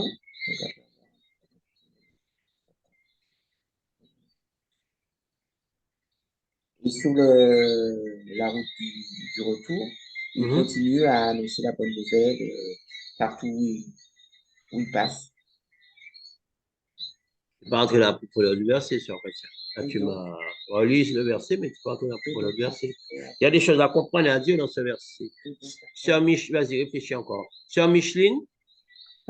Pierre et Jean, après avoir prêché, ils ont rendu témoignage de tout ce qui s'était passé. Ok, peut-être Séphora va plonger dans ça. Allons-y, Sœur Séphora. Les deux apôtres... Attends, il y a un problème de son, Sœur Séphora. On n'a rien entendu. J'ai entendu les deux apôtres et après, il y a... Non, mais j'ai vu quelqu'un. ont rendu témoignage justement de ce qui s'était passé en Samarie.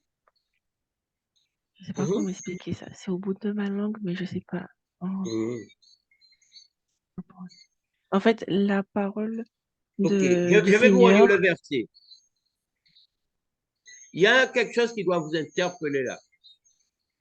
C'est comme si c'était à contre-courant. Écoutez bien. Eux donc il s'agit de qui? Il s'agit de Pétros et de Yohanan.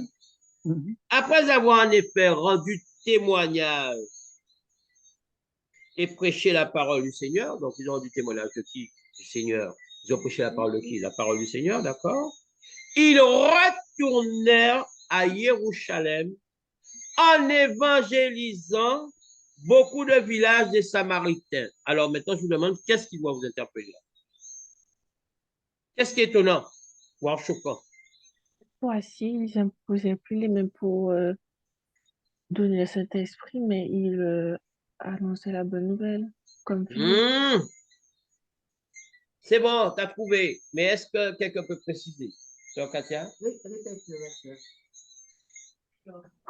J'ai dit que les deux apôtres, cette fois-ci, ne faisaient, en imposant les mains, en fait, ils ne donnaient plus le Saint-Esprit en imposant les mains, mais maintenant, ils donnaient la bonne nouvelle comme Philippe auparavant. Ça t'éclaire un peu? Non, Sœur Micheline, ça t'éclaire un peu? En fait, ce qu'il faut comprendre là, c'est comme si les rôles étaient inversés. Là, on nous dit qu'il retournait à Jérusalem en évangélisant beaucoup de villages. Mais à la base, qui c'est qui évangélisait en Samarie? C'est Philippos. Eux, ils étaient venus pour imposer les mains parce que Philippos n'avait pas cette grâce-là. Mais au retour, ils évangélisent aussi beaucoup de villages en Samarie.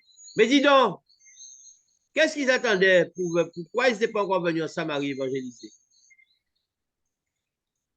Parce que, bien aimé, le réveil de la Samarie, les choses sont spirituelles et c'est Yahweh qui dispose. C'est ce que nous devons comprendre.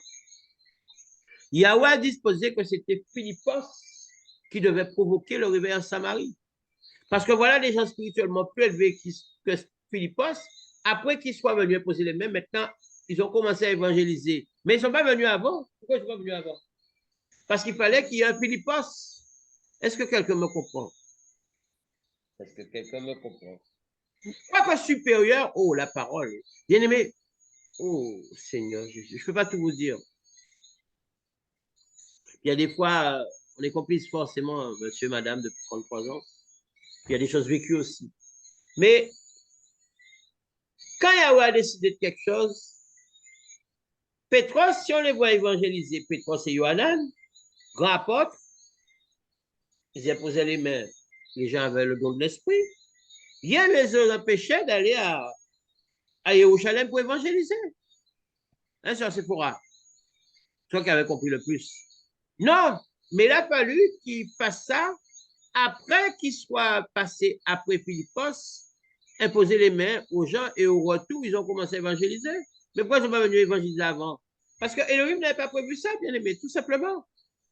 Elohim avait prévu que c'est Philippos qui amène le réveil en Samarie. Est-ce que quelqu'un comprend ce que je dis? Une onction supérieure peut venir, une onction supérieure pouvait venir, mais Yahweh a prévu que c'était Philippos. Que le réveil en Samarie, quelqu'un a compris, hein? C'est quelque chose, hein? Elohim ne se contredit pas. Elohim a prévu que c'était Philippos, un frère qui servait au table, que c'est par lui que le réveil se passe en Samarie. Et une fois que ce réveil est là, maintenant on va envoyer la garde mobile. On va envoyer les apôtres supérieurs pour qu'ils viennent imposer les mains. Et ces mêmes apôtres, une fois qu'ils sont là, tant qu'à faire, allez, ils vont commencer à évangéliser aussi. Mais ils ne pouvaient pas venir évangéliser avant. Parce que la grâce était sous Philippos. Quelqu'un a compris? C'est quelque chose à la parole, hein, sur Michel. Parce que l'homme fait comme il veut, bien aimé. C'est pour ça qu'on doit sortir de cette titrologie, de toutes ces choses. Nous devons sortir de ça, bien aimé, et nous attacher à la parole. Nous devons nous attacher qu'à la parole, bien aimé. Chacun sa grâce. Moi, c'est être figé au plus près des Écritures. Merci, Seigneur. Nous devons être figés aux Écritures. Comment se fait-il que des apôtres majeurs comme Pétros, le grand Pétros quand même, Yohanan, ont évangélisé seulement après qu'ils soient venus, après Philippe? Parce que Yahweh avait décidé ainsi. Yahweh avait prévu que ce soit le réveil de la Samarie vienne par Philippos. Tout grand apôtre qu'ils étaient. Mais c'est le réveil, c'était Philippos. Et ce n'est qu'après ça, quand ils viennent imposer les mains, qu'à ce moment-là, eux aussi, sur le retour, on dit bien sur le retour, hein? C'est pas ils évangélisaient, restaient là, non. Ils rentraient et chemin faisait, ils évangélisaient. Ça veut dire qu'ils avaient juste ça. Ils n'avaient même pas évangélisé. Ce n'était pas ce qu'ils retournaient, ils pouvaient évangéliser, parler d'Élohim. Mais la grâce était sur Philippos. Ne combat jamais un frère et une sœur qui a la grâce. Je parle à plusieurs. Ne combat jamais un frère. Parce que le frère et la sœur, s'il est vraiment dans l'humilité, s'il a tout compris, il saura qu'il n'est rien. Il est qu'un serviteur inutile.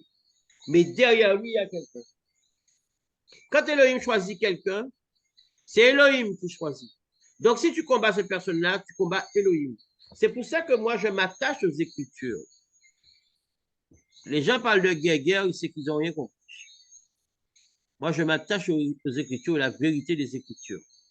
Alors, s'il y a des éclaboussures qui te tombent dessus, c'est parce que tu n'es pas fidèle aux Écritures. Est-ce que quelqu'un a compris?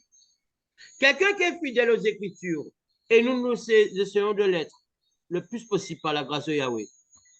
Qu'est-ce qui peut se passer sur Michel? Rien, oui ou non?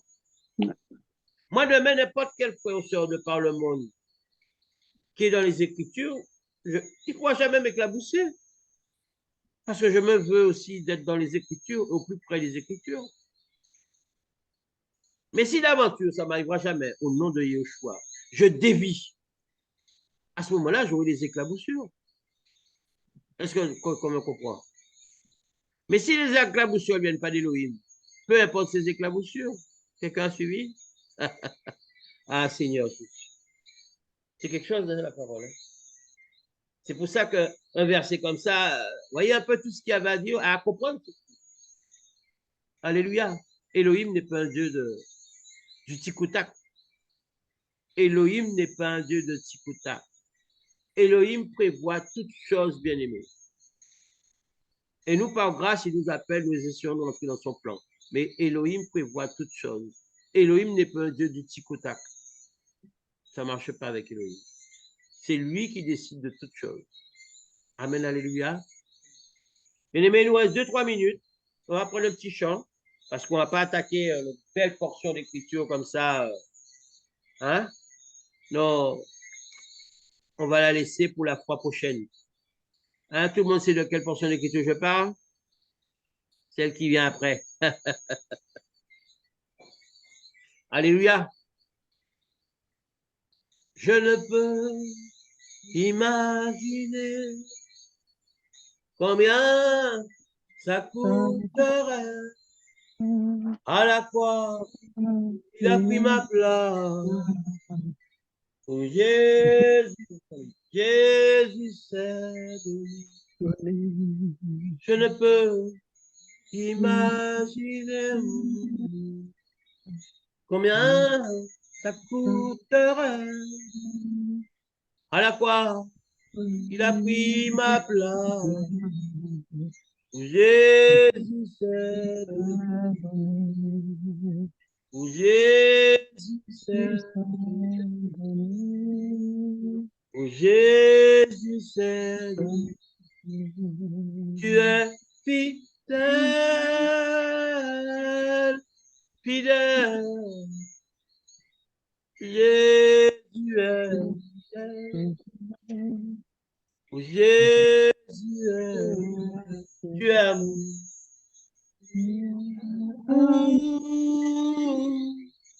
Amour. Jésus est amour. Jésus est amour. Je ne peux imaginer combien ça coûterait à la croix. À la croix, il a pris ma place.